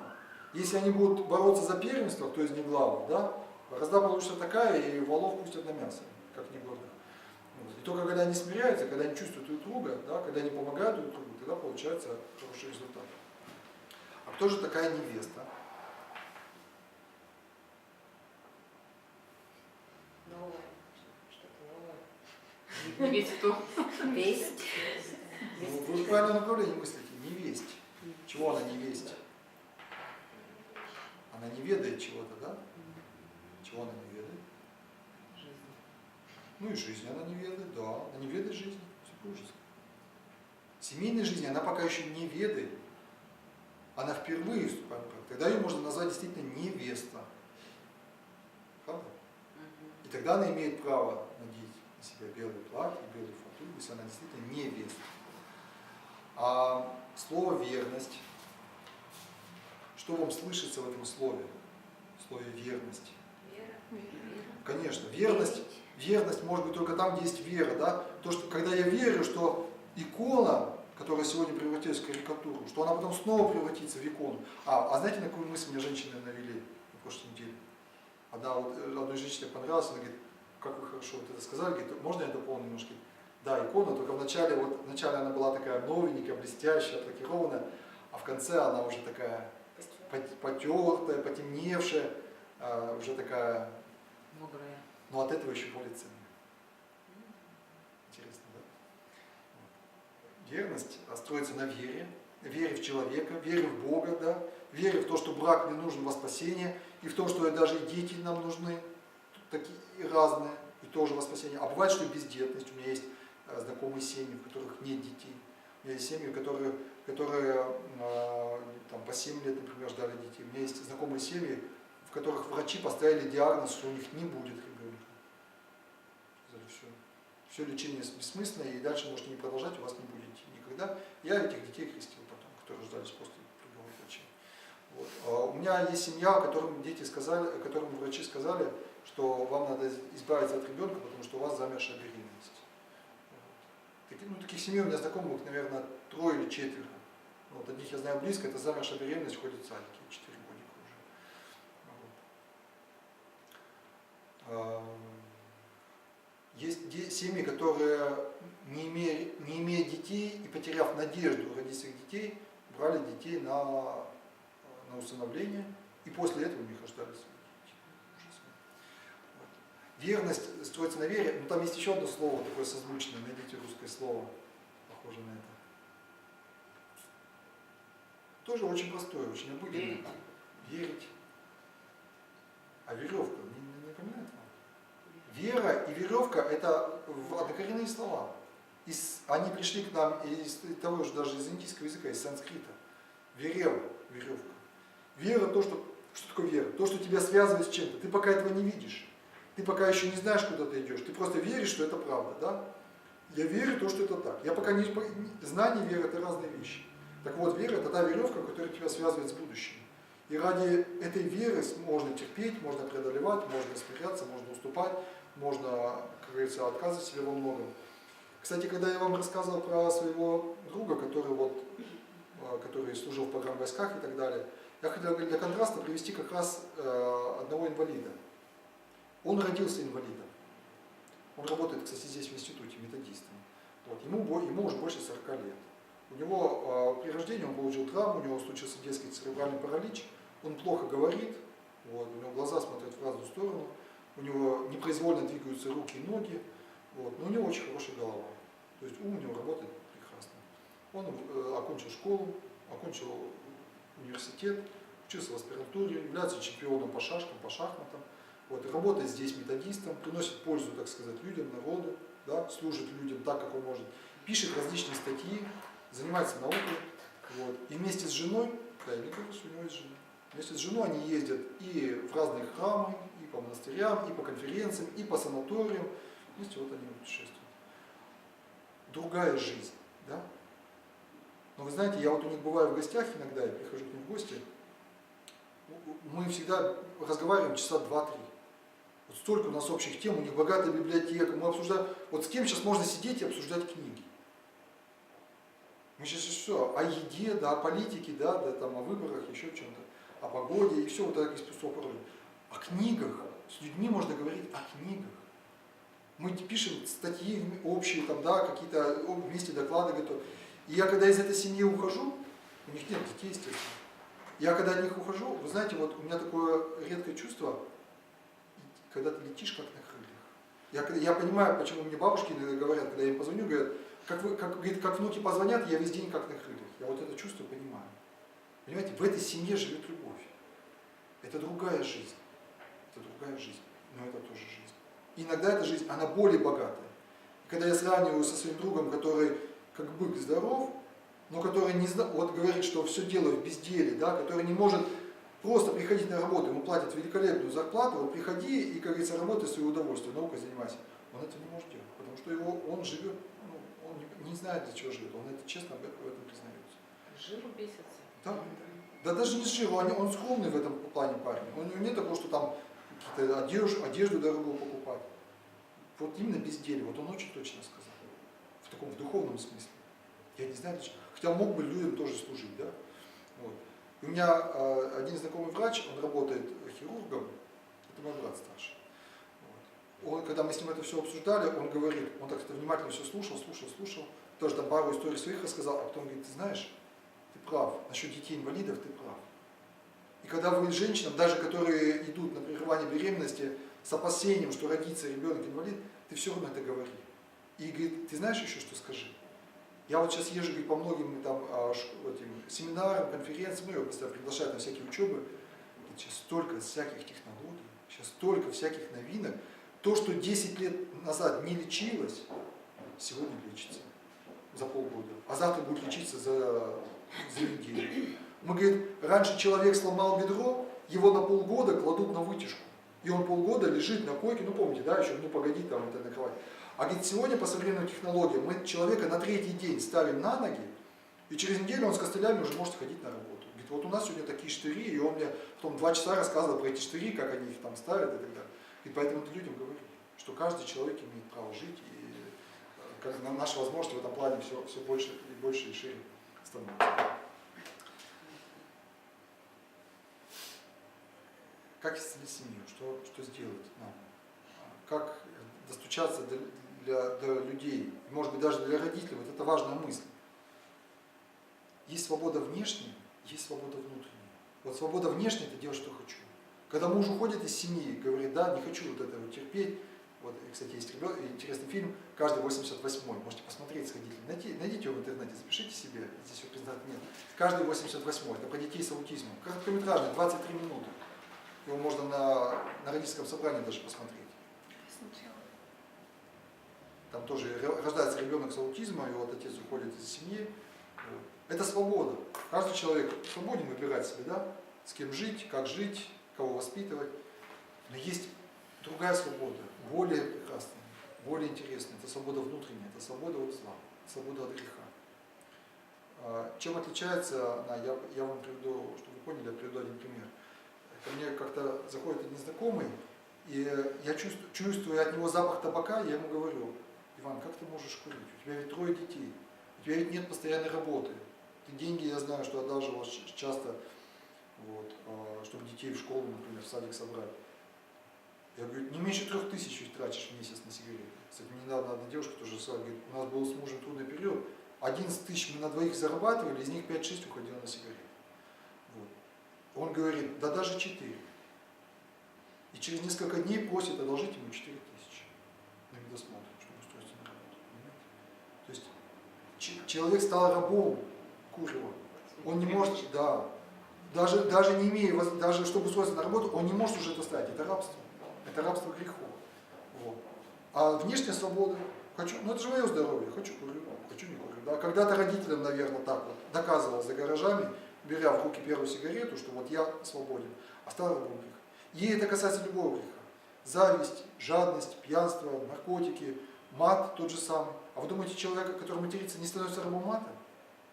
Да я каждую неделю слушаю рассказы исповеди людей о том, как человек хочет избавиться от мата и не может. Не может. Все. Вот он борется, у него это все меньше и меньше получается, но вот так вот просто взять и избавиться нет. Потому что мат это ведь особые слова. Эти слова, которые проходят как раз, почему люди сегодня матерятся, этот момент важный, я тоже должен его сегодня пояснить. Потому что эти слова, поскольку это слова сексуальные, так сказать, да, они проходят через этот соответствующий центр. Каждый раз, произнося это слово, человек будоражит вот этот вот центр. Он держит его в напряжении, он держит его в возбуждении. А поскольку этот центр очень мощный, ну вы знаете, он такой же сильный, как центр там, выживания, допустим, да, безопасности, вот этот центр, он дает человеку определенную энергию, он как бы держит весь мозг в возбуждении. Почему солдаты идут в атаку с матом? Они себя разогревают вот так. А почему тогда современный человек нуждается в этом? Почему он не может себя, так сказать, воодушевить молитвой, добрыми делами? Это заполнение внутренней пустоты. Именно так. Души нет Именно внутри. так. Когда где-то находится, да. это заполнение пустых мест. Абсолютно верно. Я с вами согласен на 100%. Потому что дух идет не туда, а когда дух идет не туда, душа голодает, потому что душа питается Богом, питается благодатью, питается добром и благодарением. Мне рассказывают про одного парня, который 25 лет, будучи наркоманом, у него умерла часть клеток головного мозга, и у него отказали ноги. Я его знаю лично, он действительно ходит с палочкой, он инвалид. И тогда, когда он потом пришел к покаянию, ему священник дал четки и говорит, ты вот молись по этим четкам, и каждый раз, перетягивая одну горошину, ты благодари Бога за что-нибудь. За все, что хочешь. За маму, за воздух, за хлеб, за стул, на котором ты сидишь. Вот ты просто постоянно благодари Бога. И вот это вот благодарение, оно тоже такое же мощное. Оно заполняет эту пустоту. И он стал на ноги. И он сейчас не просто избавился от наркотиков, он является активным общественным деятелем. Он и другим людям помогает избавиться от этой страсти. Да? Вы согласны со мной? Вот почему люди так теряются. Рассказывали про одного человека парализованного, у которого отнялись руки-ноги, отнялась речь, он лежал, его там выносили на улицу, заносили, но мат у него не отнялся. И он все свои чувства, желания, мысли, он все выражал матом. У него на лице был ужас, он понимал, что это плохо, и он ничего не мог с собой поделать. Он хотел попросить кушать, из него лился мат. Он хотел попросить поменять ему подгузники, из него лился мат. Это внутренняя агрессия. Нет, Это внутренняя нет, агрессия. ну когда-то это была агрессия, но сейчас, когда его охватил этот инсульт, у него какая-то часть речевых функций отмерла, но вот этот канал, через который шли эти слова, он настолько силен, что он остался целым. То есть не полностью человек очищен, не полностью Ну заполнена, да, и да. вот грязь, которая в человеке есть, и она не вышла. Она не вышла. Она вот в нем Да. присутствует. Мне кажется, вот после смерти мы будем такие. Вот у нас останется, вот мы потеряем силу, мы будем как бы скованы по рукам и ногам, мы не сможем уже делать добро, потому что уже тела не будет. Да? Мы не сможем уже помириться с теми, с кого обидели. Но вот это вот то, что осталось в нашем душе, ну как вы говорите, внутренняя агрессия, оно будет с нами. Оно с нами останется навсегда. Это будет неполноценная душа. Это Душа без тела, да. Но когда-то потом настанет страшный суд. Душа сама по себе будет, вот, как говорится, неполной, не, как сказать, мое видение такое, что в каком-то мере даже черноватая душа. И, Ну, плененная, да. как бы, большие, не то что испытания, а чистка будет. В плену своих грехов. Я как-то я с детьми проводил занятия. Я в садике провожу, каждый месяц провожу занятия, и мы с ними нарисовали птичку, ну такую простую схематичную птичку нарисовали. И стали разбирать. Вот смотрите, вот птичка летает, вот ей хорошо, свободно, весело, да, она чирикает, она общается там с подружками, она захотела на крышу, захотела в лужу. И также душа человеческая. Она может спеть, она может сделать добро, да, она может почитать, она может погулять. А вот смотрите, вот ты кого-то обидел, и ты сделал первый путик на свою душу, на свое положение. Ты уже не можешь с этим человеком с радостью поиграть, пока ты не помиришься. Да? Вот тебя мама попросила в чем-то помочь, а ты отказал, ты не пошел, ты не помог. И вот ты уже и с мамой в ссоре. Вот ты кому-то позавидовал, вот ты что-то пожадничал, вот ты где-то солгал, вот ты еще там что-то сделал. И твоя душа, она оказалась в плену. У тебя нет этой радости. У тебя вот это только тоска, и эту тоску ты пытаешься заполнить чем? Кто кофе, кто чаем, кто матом, кто блудом, кто алкоголем, правда? Вот. Но ведь это очень легко снимается. Вот ты помирился, вот ты извинился, вот ты раскаялся, вот ты помолился, вот ты почитал доброе Божье Слово, и все, и твоя душа снова свободна. И ты все эти кучки убирал. Вот она свобода-то внутренняя, да, свобода от зла, свобода от греха. И вот эту свободу дает Христос. Поэтому Он и говорит, вот в Евангелии мы читаем, что каждый делающий грех есть раб греха. Познайте истину, и истина сделает вас свободными. Что Сын человеческий, то есть Бог воплощенный, Он освободит вас. Они думали, что Он говорит о внешней свободе. Он говорит, а мы никому никогда пленниками не были. То есть мы всегда свободны. Хотя в тот момент они были под властью римлян, это была неправда, что они свободны. Они не были свободны, иудеи. Но Он говорил о рабстве греху. Вот это вот рабство алкоголю, рабство от табаку, которое я привел пример, это рабство. Знаю еще одного человека, который стал рабом алкоголя. Он показывал мне балкон, с которого он падал на землю, вот, с 8-го этажа. Там прямо под этим местом чугунный люк. Я говорю, как ты на него не упал-то? А там стоит сбоку дерево, и ни к селу, ни к городу от этого дерева идет длиннющая ветка в сторону, почти до этого люка. И вот он упал на эту ветку, она спружинила, и он остался целым. И 20 лет после этого он продолжал пить. И в конце концов утонул. То есть так и не освободился от этого рабства. Так и сделался рабством. Но ведь и добру тоже есть рабство. Человек может сделать рабом добра, человек может сделаться рабом любви. Вот у нас, я вам рассказал про человека парализованного, который матерился, а у нас был старец Кирилл Павлов. Вот он умер в прошлом году, кажется, на 97-м году жизни, или на 96-м. Он был ветераном войны, и последние там, лет 10, наверное, он лежал тоже с инсультом, то есть он не мог уже двигаться, он лежал без сознания, он не разговаривал, но каждый день, что вы думаете, он делал? Он служил божественную литургию. Он произносил возгласы, он шептал литургийные молитвы, он делал благословляющие жесты. К нему приходили люди, на ухо ему шептали свои проблемы, он молился за них. Вот так вот. То То есть можно сделаться рабом добра, можно сделаться рабом правды, вот, можно сделаться рабом любви, божественным. Все равно правда, да? Человек все равно. Человек всегда будет, человек не может быть, он не может никому не служить, он обязательно служит кому-то. Он создан так, что он будет служить. Вот. Если человек не служит добру, он становится рабом зла и начинает служить злу. Чаще всего неосознанно, бессознательно. Но иногда потом уже доходит до сознательного служения. Ну, это уже так, на уровне сатанизма. Так вот, это редко, но бывает. Как правило, человек просто путается, он не знает правильного направления. То есть он хочет быть хорошим сам по себе, вот, без Бога. Поэтому нам сегодня и в школах, и в садиках часто говорят, вы нас научите вере, правде, добру, любви, но только вот про Бога ничего говорить нельзя. Вот про Иисуса Христа говорить нельзя, но про добро надо. И можно так тоже говорить, но только толку будет мало, потому что Христос говорит, я свет миру. То есть Он является светом, ну, в смысле заповеди, вот вообще сама вера, она является указателем, куда идти. Если этого нет, ты вроде хочешь добра, а на самом деле, знаете, как по лесу без компаса. Будешь вот так против часовой стрелки большими кругами ходить. Потому что одна нога ведь короче другой, левая нога короче правая. Поэтому человек без компаса, он будет постоянно ходить кругами. И вот эти вопросы, о которых мы сегодня говорим, они решаются, конечно, в первую очередь на личностном уровне. На уровне отдельной души, отдельной семьи, отдельного человека. Они решаются немножко и на вашем уровне, потому что вы как педагоги, вам много дано, да? Вам где-то больше доверия, вас все равно люди слушают, вы влияете на детей. Дети большую часть дня находятся в вашей власти.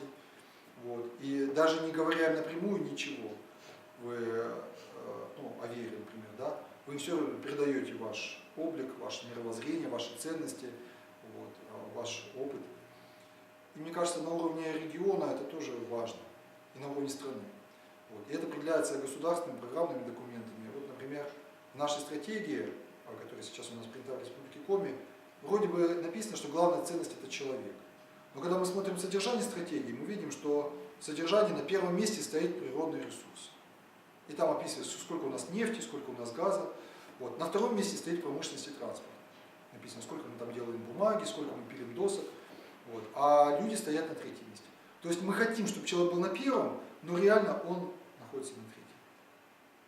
И мы уже много лет об этом говорим. Мы пишем всякие бумаги, мы выступаем на конференциях, мы ходим на эти совещания. Буквально 2 недели назад я отправил, с правительства прислали статьи. Статьи для оценки потенциала региона. И меня попросили написать на них отзыв, написать на них рецензию. Я открываю эти статьи. Там 30 показателей статистических. И из 30 показателей только 2 посвящены человеку. Это продолжительность жизни и заболеваемость. Все остальное это экономика. Это там, уровень доходов, объем инвестиций, количество вредных выбросов. То есть все вот такая вот внешняя среда человека. А что в душе человека? Мы с вами убедились, да, то, что человек, имея все, Никого не интересует. вот. И поэтому, но мы сегодня с вами, вот мы педагоги, я могу сказать, что мы коллеги, да, мы в том числе, много зависит от нас. Мы формируем новое поколение и родителей нынешних, которые во многом потеряны, потому что они в 90-е годы родились, когда не было уже ни идеологии, ни Родители воспитания. перевоспитываем, очень тяжело. Да. Но мы делаем, что можем, правда? Мы делаем, что можем. Вот. И поэтому я на этих совещаниях, я сказал и всем нашим представителям правительства, в том числе, я говорю, что нам нужна другая стратегия. Давайте перестанем думать о том, где какой комбинат построить, куда какую дорогу проложить. Давайте поставим на первое место человека, его чистоту, святость семьи, вот это бережное отношение к природе, даже если хотите. И тогда исполнятся слова евангельские, там говорится, что ищите прежде Царство Божие и правды Его, и это все приложится вам. Рассказывал мне один солдат-священник, который служит в Киньяре, это, вы знаете, поселок там далеко, в Сахалинском районе, и он проезжает через Ясных. Говорит, в Ясноге как везде. Все спились, все повыезжали, детей мало, храм уже 3-й год строить не могут никак построить. Говорит, я тут с ними попытался немножко о вере поговорить, люди вообще не хотят слушать. Понимаете, даже слушать не хотят. Не то, что не верят, не хотят. Иди куда подальше, во всем Путин виноват. Вот как бы весь разговор такой. То есть мы верим в экономику, мы не верим в человека, мы не верим в Бога, мы верим в экономику. В том, что дайте денег, и все наладится. И вот мы беседуем с приятелем, он является директором страховой компании. В Москве живет, работает, учились когда-то вместе. И он говорит, плохо все, надо гречку закупать. Народ живет бедно, цены растут. А я так на него смотрю, думаю. Ну, он говорит, я-то, конечно, не жалуюсь, у меня всего хватает, но люди бедные живут. Я ему говорю, Андрей, вот знаешь, в Евангелии сказано, ищите прежде Царство Божие, и это все приложится вам. Сколько у нас людей в России ищут Царство Божие и правду Его. Вот действительно хотят жить не так, как хочется, а так, как Бог велит. Ну, 5% может наскребется. А давай вот сделаем так, чтобы это было больше. Тогда, может быть, и приложится все. Действительно. Ну, примеров тоже много. Уже я и так по времени вышли за все рамки, поэтому это уже не буду приводить. Вы сами можете понаблюдать и обнаружить. Ну, вот одно из умных высказываний. 50 лет ему, кстати, исполнилось в этом году. Всем видно, да? Не буду зачитывать. Зачитайте сами без комментариев.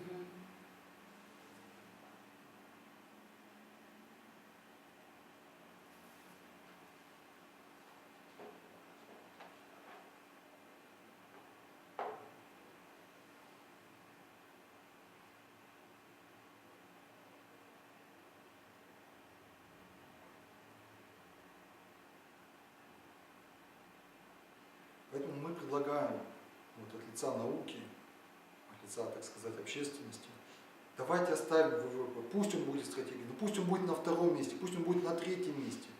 Давайте на первое место поставим человека. Продолжительность жизни, брачность, разводимость, количество рожденных детей и соотношение с количеством абортов. Вот, внебрачная рождаемость, сколько у нас детей рождается в внебрак, сколько детей воспитывается в неполных семьях. Давайте за это борьбу вести. Мы исцелим семью, и тогда все исцелится. Люди сами по себе перестанут быть преступниками. То есть, ездили как-то в УФСИН, в колонию сюда, в Нижний Чоп, в Верхний Чоп. Я, знаете, меня что впечатлило? Там строгая система, тоже есть пропуска, там, и столько людей. Я думаю, какие это затраты. Вот сидят люди здесь, я знаю, что мой друг тут тоже сидит, который я сегодня рассказывал, он тоже где-то вот здесь, в следственном изоляторе. Думаю, вот если бы мы только бы вот это все и решили эту проблему, сколько бы у нас денег освободилось, сколько бы у нас мужиков освободилось, да, сколько бы у нас помещений освободилось, чтобы вот не пришлось бы этим заниматься. А ведь все начинается с семьи. Все начинается с семьи. Я разговаривал с несовершеннолетними преступниками, с малолетними, которые вот, ну, там, с 9 лет, они даже с 8 находятся в МВД, есть такой специальный изолятор. Я спрашиваю, 12 человек передо мной, мальчишек. Кого дома мама ждет? Все руки поднимают. А папа дома кого ждет? 2-3 руки. А отчим? Еще 2-3 руки. Вот так, безотцовщина. А сын без отца это как машина без руля.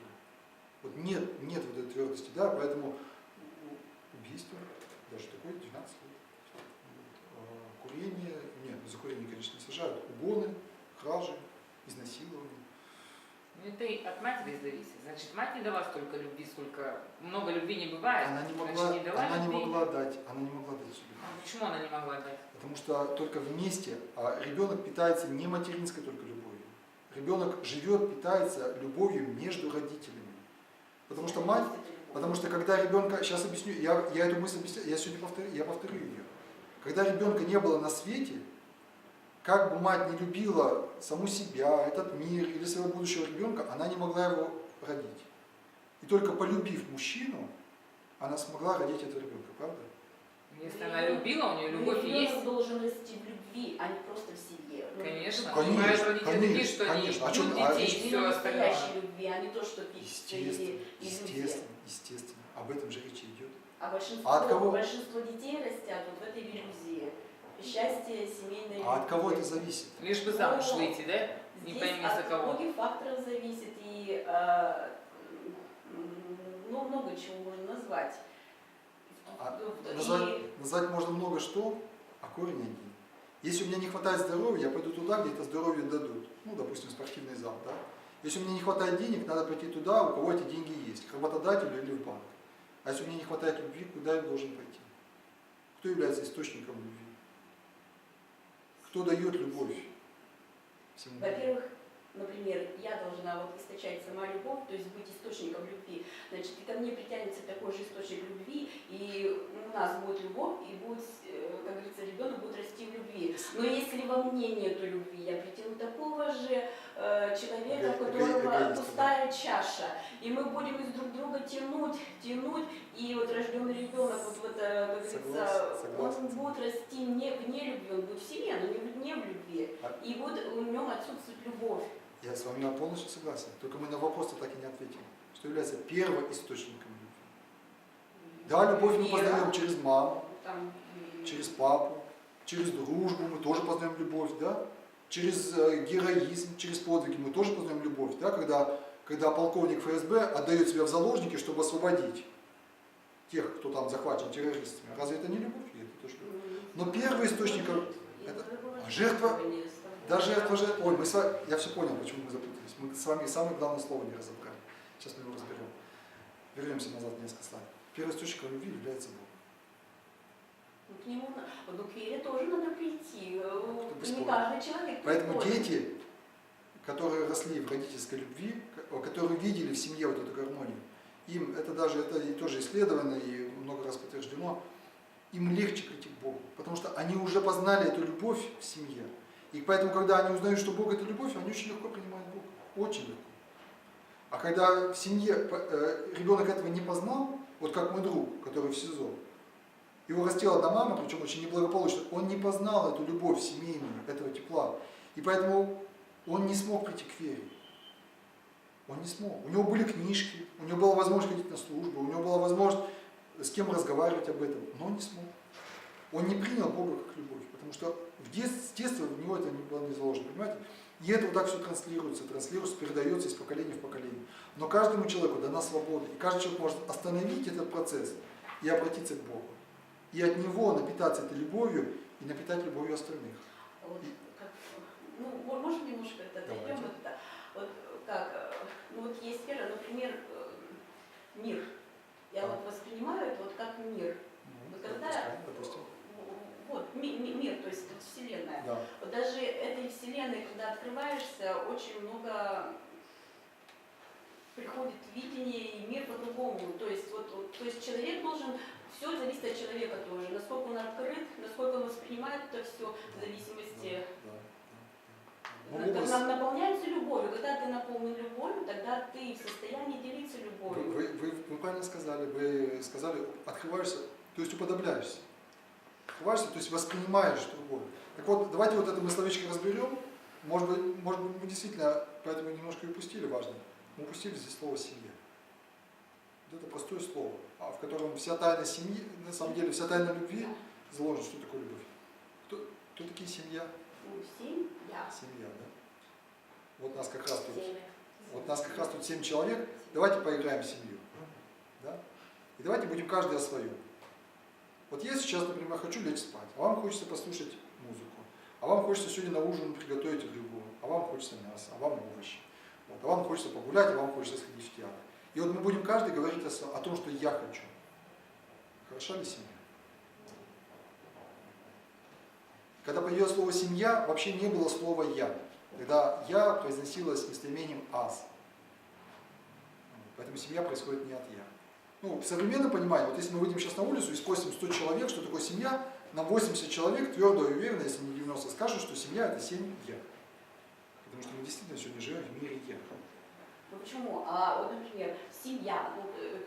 Я как составляющая семьи, без меня тоже семьи не будет. Без вот как-то и я это тоже присутствую в семье. Но не эгоистическое, О чем я речь? Это русское слово «семья» происходит от слова «семя». Семя. Семя, во-первых, это новая жизнь. Да? Новая жизнь, жизнь новой семьи, новая традиция, новый уклад, дети. Хотя не всегда, семья может быть и без детей. Ну, как правило, все-таки дети. Вот. Но там есть еще более интересный смысл. Сажаем мы каждый год летом картошку, а осенью выкапываем. И вот хороший куст, в котором много картофелин, больших. А с маткой что произошло? А вот соседний кустик. Там 2 таких малюсеньких картошки народилось. А матка, семя, когда упадет в землю, если не умрет, то не даст никакого плода. А если умрет, то даст большой плод. Это слова из Евангелия от Иоанна. Когда человек умирает для себя, для своего я, для своего эгоизма, когда он живет не я, а ты что хочешь, а ты куда пойдешь, а тебе что приготовить, а ты как предлагаешь время провести. Тогда... Это получается, если так говорить, это получается, надо с тобой пожертвовать. Жертва, да, именно. Ну, не в такой же степени, что прямо вот сгнить, погибнуть. Это образ, это образ, это образ, это образ. Ну вот образ настоящей матери, она служит своему ребенку и жертвует для Служение, своего ребенка. да, да. Ну а почему же, если она нормально служит, ребенок родился такой вот преступник? Как говорится, вот, ну, как у вас задумывается. Я понял. Значит, она не так служила, потому что не дала есть- столько любви. Потому что есть ветхая любовь. Потому что в этом служении тоже может быть эгоизм. Служа ему, она, может быть, не видела в нем личности, самостоятельности, свободы. Это Да? в ней И проблема. она, да, и она, бывает тоже так, она вот привязалась к нему, и она пользуется на самом деле им. Ну, не только, не обязательно в материальном плане, в денежном, да, в психологии и для статуса, где-то на жалость, да, где-то жалость получает через это, где-то, как говорится, сочувствие, где-то еще там что-то. Психологически, да, вот они как бы вырастают в него. А вот как раз вера позволяет нам обрести ту любовь, которая, вот смотрите,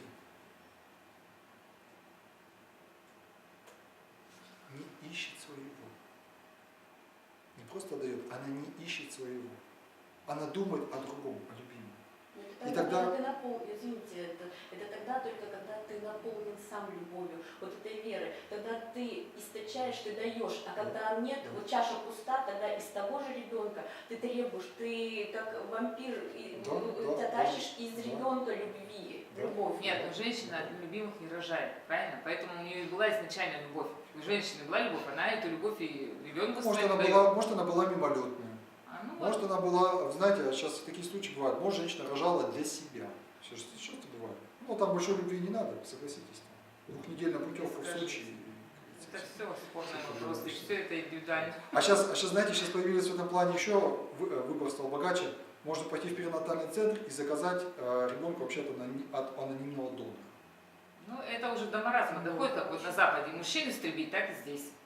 И вот как раз мне рассказывали про женщину, которая вот так вот родила от анонимного дома, родила ребенка-инвалида. И как вот с этим быть? Вот это же крест. Но одно дело, когда ты от любимого человека рождаешь такого ребенка, и это ваш общий крест, и вы вместе это несете. Как вот про ту женщину, которая рассказывала, родила ребенка с аутизмом. Они вместе несут этот крест. Это их общий крест. С любовью. Они заботятся, они стараются и работают с ним. Но детей, как правило, рожают с любовью. Не всегда. Не всегда. Не всегда. Я не видела, чтобы вот рожали прям просто так рожать. Ну как можно просто так рожать? Непонятно. Смотрите, что у нас происходит сегодня с демографией. А в конце 80-х у нас был прирост населения по миллиону человек в год. В 90-е годы смертность увеличилась, рождаемость понизилась, был ежегодная убыль населения по миллиону человек в год. Вот эти 3 года, с 13 по 16, на пике детородного возраста находилось поколение 80-х. Вот я к нему тоже принадлежу, то есть это была максимальная рождаемость. Сейчас это поколение стало уже выходить из своего активного детородного возраста. И в детородный возраст стало выходить поколение 90-х, Не рожали. а их мало. Вот их сколько, вон, 90-х, их просто мало. Поэтому уже в 2017 году, причем смотрите, как резко пошла рождаемость вниз, она и будет, скорее всего, дальше будет снижаться. Опять же, это от чего? От того, что дети перестали быть чадами Божьими. Дети перестали быть продолжением нас, да? Дети стали где-то игрушкой, где-то развлечением, где-то пособием, где-то источником материальных благ, где-то с заполнением там времени и так далее. Но вот такой глубокой осознанности, для чего они нужны, мне кажется, нет. Рассказывала одна женщина, или вы не согласны? Нет, говорю, нету. Нету. Вот. Они родили, это была жена священника, и они родили, сколько же у них детей-то, 5 или 6, наверное, они родили вместе. И она так интересно написала про одного ребенка, по-моему, про второго или про третьего, говорит, и когда все эти скорби прошли, мы из благодарности Богу решили родить еще одного ребенка. Понимаете? Они родили ребенка как благодарность, то есть как ребенка для Бога. Вот. У них, дети тоже, они пошли там, кто-то стал музыкантом, кто-то священнослужителем. Вот. Сегодня вы знаете, что мало того, что родителей молодых мало, у них и установки-то 1-2 ребенка, да, как правило. Вот. А есть даже сейчас есть движение бездетности, создание child free. А есть даже, ну, до нас оно еще не сильно докатилось, но в Москве оно очень активно. Вот. А есть даже движение детоненавистничества, child hate называется. То есть люди пропагандируют сознательную бездетность. Вот. Они там оскорбляют очень неприличными словами, не буду пересказывать, вообще тех, кто рождает детей, то есть считают, что это вообще там, мерзко, пакостно, что мы загрязняем планету, что надо вот, вообще человечеству надо добровольно истребить себя и оставить планету в покое. Вот так они считают. Понятно? Шизофрения, наверное, уже. Ну это дьявол, потому что он человек-убийца, он людей ненавидит. Я, кстати, вся партийная система тоже. Просто один ненавидит, а потом союзников ищет. Да, он потом увлекает потом других. Вы знаете, какая интересная штука происходит? Я тоже от нескольких уже родителей это услышал. Вот один ребенок – это эгоизм. Правда? Ну, это все знают. 2 ребенка, ну, как правило, есть исключения, конечно, бывает по-разному, но как правило. 2 ребенка – это тоже не проблема. 2 ребенка – это антагонизм. Они будут друг с другом бороться. Они будут друг с другом воевать. А вот с 3 детей начинается нормальная семья. Почему? Потому что 3 ребенка – это уже не друг против друга, это уже цепочка. Там есть преемственность. Там есть взаимное воспитание. Там есть такая фраза, как «а ты слышал, что мама сказала?» Да? Уже не как противостояние, а как воспитание. Маленькие тянутся за большими, большие учат младших. И в свою очередь, как говорится, сами несут ответственность. А смотрите теперь, как это созвучно с природой. Ведь для того, чтобы человеческий род не уменьшался, увеличился, на семью в среднем должно быть 2,2 ребенка. То есть больше 2. В среднем должно быть, ну с учетом того, что у кого-то нет детей, в среднем должно быть 3 детей на семью. Так заложено природой, так заложено Богом. Потому что Бог первую заповедь людям дал: плодитесь и размножайтесь. Размножайтесь. Не просто живите, размножайтесь и наполняйте землю. А сегодня нас запугивают, говорят, планета не выдержит, столько нам не прокормить, еды не хватит. А у нас сегодня в сельском хозяйстве работает 1,5% населения. Всего лишь 1,5% кормят все остальные. В России в позапрошлом году экспорт продовольствия превысил экспорт вооружений. Впервые за несколько десятков лет. Мы стали больше экспортировать пшеницы и всего прочего, чем оружие. А оружие мы экспортируем немало. Очень немало. Представляете? И нас пугают, что мы вот с голоду умрем. И только через вот это вот осознание, через осознание того, что нормальная семья — это все-таки где 3 детей, мы можем изменить вновь эту ситуацию. И это вопрос ценности, это не вопрос денег. Почему наши прабабушки рожали 7 детей, бабушки рожали 3 детей, мамы рожали уже 2 детей, а мы сегодня по 1. Хотя живем мы намного богаче, чем наши прабабушки. Это не вопрос денег. Германия в 5 раз живет богаче, чем Россия. А там детей рождается меньше. У нас в среднем на женщину 1,7 ребенка, у них в среднем на женщину 1,2 ребенка. Поэтому если мы будем жить богаче, рождаемость будет снижаться. То есть вопрос не в этом, это вопрос ценности, это вопрос веры, это вопрос вот этого вот, для чего ты живешь, вот куда он уходит. Только через воспитание можно вот это вот все объяснить, достучаться, понять, осознать. Я хочу сегодня упомянуть Петерима Александровича Сорокина. Уже говорил про него. Замечательная книжка, небольшая. Если найдете, а в интернете она есть, можно найти, прочитать. Я после прочтения этой книги, вы знаете, я стал действительно по-хорошему гордиться, что этот человек родился у нас, в нашей республике Коми. Он здесь был воспитан, он здесь получил образование. И потом, кстати, в своей автобиографии он писал, что на всю жизнь мои ценности определила Нагорную проповедь. То есть для меня осталось высшим идеалом. 5 глава Евангелия от Матфея, Нагорная проповедь Христа. Вот, и особенно заповеди блаженства. Он писал об альтруистической любви. Он писал о том, что люди как раз должны греть не только свою семью любовью, а вообще всех людей должны греть свою любовь. Вот. И он писал о целомудрии. Он писал о браке, он писал о верности, он писал о любви один раз на всю жизнь. И за эти взгляды, в том числе, он подвергся насмешкам. Потому что тогда в Америке уже в 1956 году уже шел разврат. Вот, и подумали, что дедушка уже просто, видимо, с ума спятил. Вот. А сейчас, как я вам сказал, через 50 лет после его смерти в Америке стали выделять деньги федеральные на то, чтобы эти идеи реализовать в школах. И он доказывал как раз через творчество. Он доказывал, что там, где народ начинает слишком увлекаться интимными удовольствиями, там нация теряет творческий потенциал. Она не может уже вот созидать в науке, там, в искусстве, в культуре, в религии. И мы эту гипотезу проверили. Вот я хочу вам показать эту таблицу. И мы убедились в том, что действительно по регионам России, чем больше разводов, тем ниже количество заявок на патенты и на изобретение. Чем больше разводов в регионе, тем ниже количество заявок на патенты и на изобретение.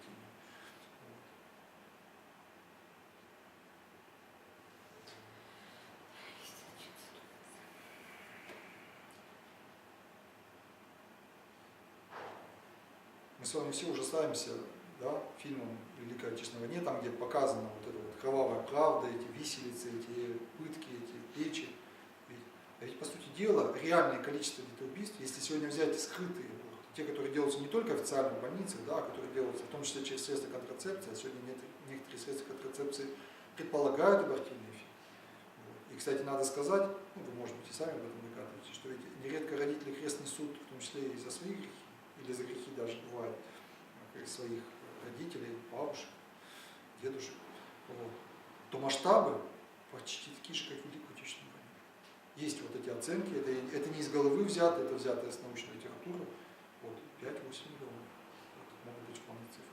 Если умножить на 4 года, получится те же 30 миллионов, что в Великую Отечественную войну. И решить эту проблему, опять же, можно только не запугивая народ, да, болезнями, там, еще чем-то, а только через осознание, что человек это вот как цветочек из земли. Роза ведь тоже растет из навоза, правда? Из грязи получается такая красота. И человек, питаясь землей, по сути дела, он тоже является таким цветочком Божьим. Да? Он несет в себе слово, несет в себе совесть, способность дружить, способность создавать красоту, вот это творчество. И в конечном счете свою душу. Это вот главный плод, который человек вынашивает, рождает на земле, это своя собственная душа, которая рождает вечность. Поэтому я своему другу, инвалиду, говорю, который на коляске, я говорю, вы, во-первых, людям служите. Он говорит, были у меня тоже моменты уныния, такого отчаяния. Я говорю, вы людям служите, на вас люди смотрят, вы многих людей воодушевляете. А потом, в конце концов, ведь вы свою душу готовите в вечности. Вот кто знает, вот не наложил бы на вас Господь, так сказать, такое вот крещение, как бы жизнь прожили? Может быть, в каких бы грехах, да? А так вот человек смирен, он и служит, он и, как говорится, читает, и молится, ищет себя, реализуется.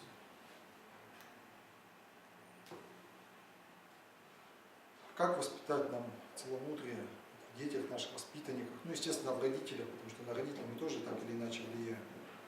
Но, на мой взгляд, конечно, в первую очередь это, опять же, только через веру, через общение с Богом, да, через понимание того, что Бог на первом месте, через таинство, через пост, через чтение Божьего Слова, через богослужение. Вот. А второе – это личное покаяние, потому что ясно, что у каждого человека и в семье множество неправд, грехов, да, и отчаяние иногда человек охватывает, говорит вот мне собеседник, говорит, столько у меня грехов, нет мне прощения. Бог это любовь, Он все может простить, все может исправить. У нас среди святых много людей, которые были великими грешниками. Ванифатий, бывший пьяница, апостол Павел, бывший гонитель, а преподобная Мария Египетская, бывшая развратница. То есть через покаяние все это снимается, все это излечивается, все это освещается, очищается. Вот. Избежание магии оккультизма. Вы знаете, да, что сегодня много и в садиках, и в школах много там и обереги, и приметы, и гадания, и суеверия, и масленицы в языческом стиле, и все такое прочее. Вот. И на площади у нас стоят знаки китайского гороскопа, да, на главной площади республики. Вот. И обычные гороскопы тоже читаются, и сонники, и все такое прочее. Если Бог будет на первом месте, единый Бог, да, то все остальное будет на своем. Формирование стыдливости, да, то есть не говорить с детьми, не позволять им демонстрировать наготу, там, о туалетных вещах не говорить, а это бывает очень часто. Послушание старшим, да, вот это вот знаменито, да, чти отца и мать. А с чего это начинается? Семьи в том, да, естественно. Самое интересное, это родители воспитывают полное непослушание к взрослому, Конечно. помимо того, что постороннему к себе. К себе, да. А как? Мама осуждает учительницу, папа критикует президента, бабушка не слушается дедушку. Вот и пожалуйста. осуждение других людей. Да? Опять же, вот это вот, мама может не только не слушаться, там, критиковать учителя, но осуждать может, там, такая сякая, в глазах детей. А раз мама делает, у ребенка нет понятия еще плохо или хорошо. У него есть понятие, так делают мама и папа, значит так надо. Потом он уже будет осмысливать, хорошо это или плохо. Это каждый день слышим. Ну и воспитатели у нас. Ну да. Детям 3 года. Воспитатель, кто сказал? Мама с папой. Единство мыслей, слов и дел. Что думаю, то и говорю. Что говорю, то и делаю. Да? Едет тетя с ребенком в автобусе, ему 8 лет, а она ему говорит, скажи, что тебе 7, чтобы за билет не платить. А ребенок 8 лет уже понимает, что ему все-таки 8, а ребенок в 2 года уже знает, сколько ему лет, может показать пальчиками. Да? Вот оно целомудрие откуда формируется, вот эта цельность души. Вот.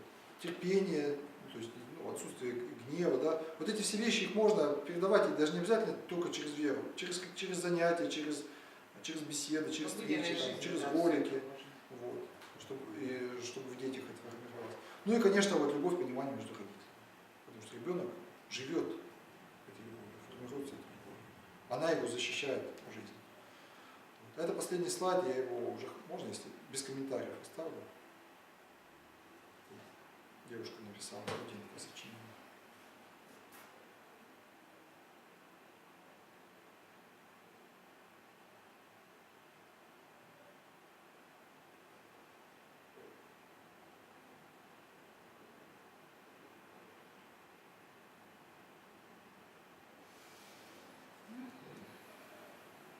Если последнюю строчку, последнее предложение в ее сочинении выделить заглавными буквами, да, то мы тогда можем твердо сказать, что если женщина сбережет, там все сохранится.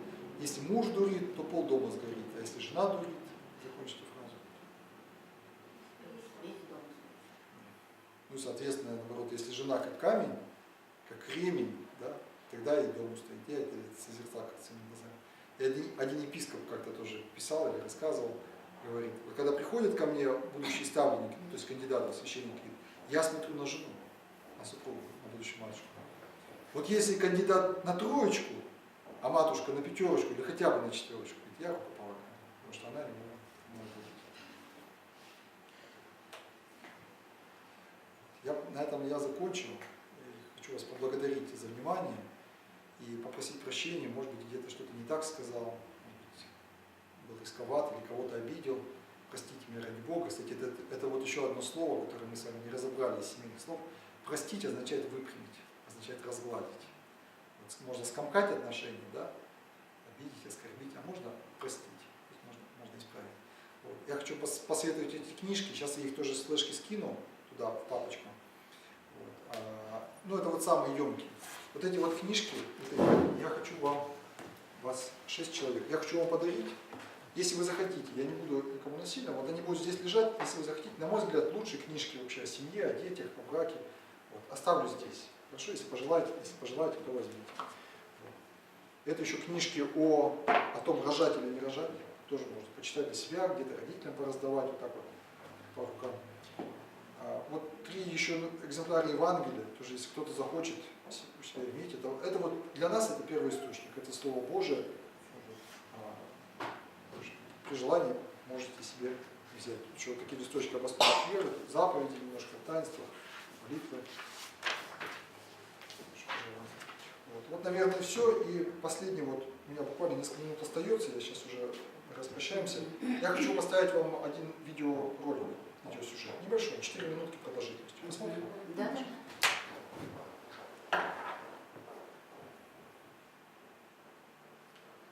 Сейчас тогда я скину сразу эти книжки, чтобы не забыть. Вы только изучали о семье. А вам это помогает? Ну, вот вы создали семью? Да, у меня есть семья, и мне не все в ней пока гладко, и как раз мне это может помогает. Это и мой вот ответ на поиск пути решения тех проблем, которые есть. А вы супругу на правильный путь, получается, тоже ставите? То есть не думаю, что вы вдвоем изучаете, что вот какая должна быть семья, что надо делать, к чему стремиться. Я думаю, что вы, наверное, воспитываете жену. Знаете, я вот когда еще был, когда только начинал путь служения в священном сане, и было лет 7 назад, Я спросил одного старого священника: батюшка, как мне переделать мою матушку? Как мне сделать ей то, все, как ей объяснить это? И он мне сказал удивительно мудрую фразу, которую я сейчас сам повторяю. Он говорит: оставь ее, переделывай себе. И я тогда понял, я только сейчас понял, что по большому счету мы не можем переделать другого человека. Мы не переделаем, только сами можем. Мы можем изменить только сами себя. Вот тут нам, вот в нашем сердце мы тут полные хозяева. А другого человека мы можем повлиять. Ну, где-то своим поведением, где-то молитвой, где-то примером, где-то еще чем-то. Повлиять мы можем, переделать мы не можем. Надо мужа моего вам послать, чтобы мы с ним побеседовали. Можно еще немножко дополнение? Вот если представить семью, это вот как вот две шестеренки. Так. Две шестеренки, они должны двигаться в одном направлении и с одной скоростью. А если одна шестеренка ускоряется, то что происходит? Вторая шестеренка тормозит или тормозит эту, а если не тормозится шестеренка, то вторая ломается. Тут нельзя вот этого допускать. Согласен. Так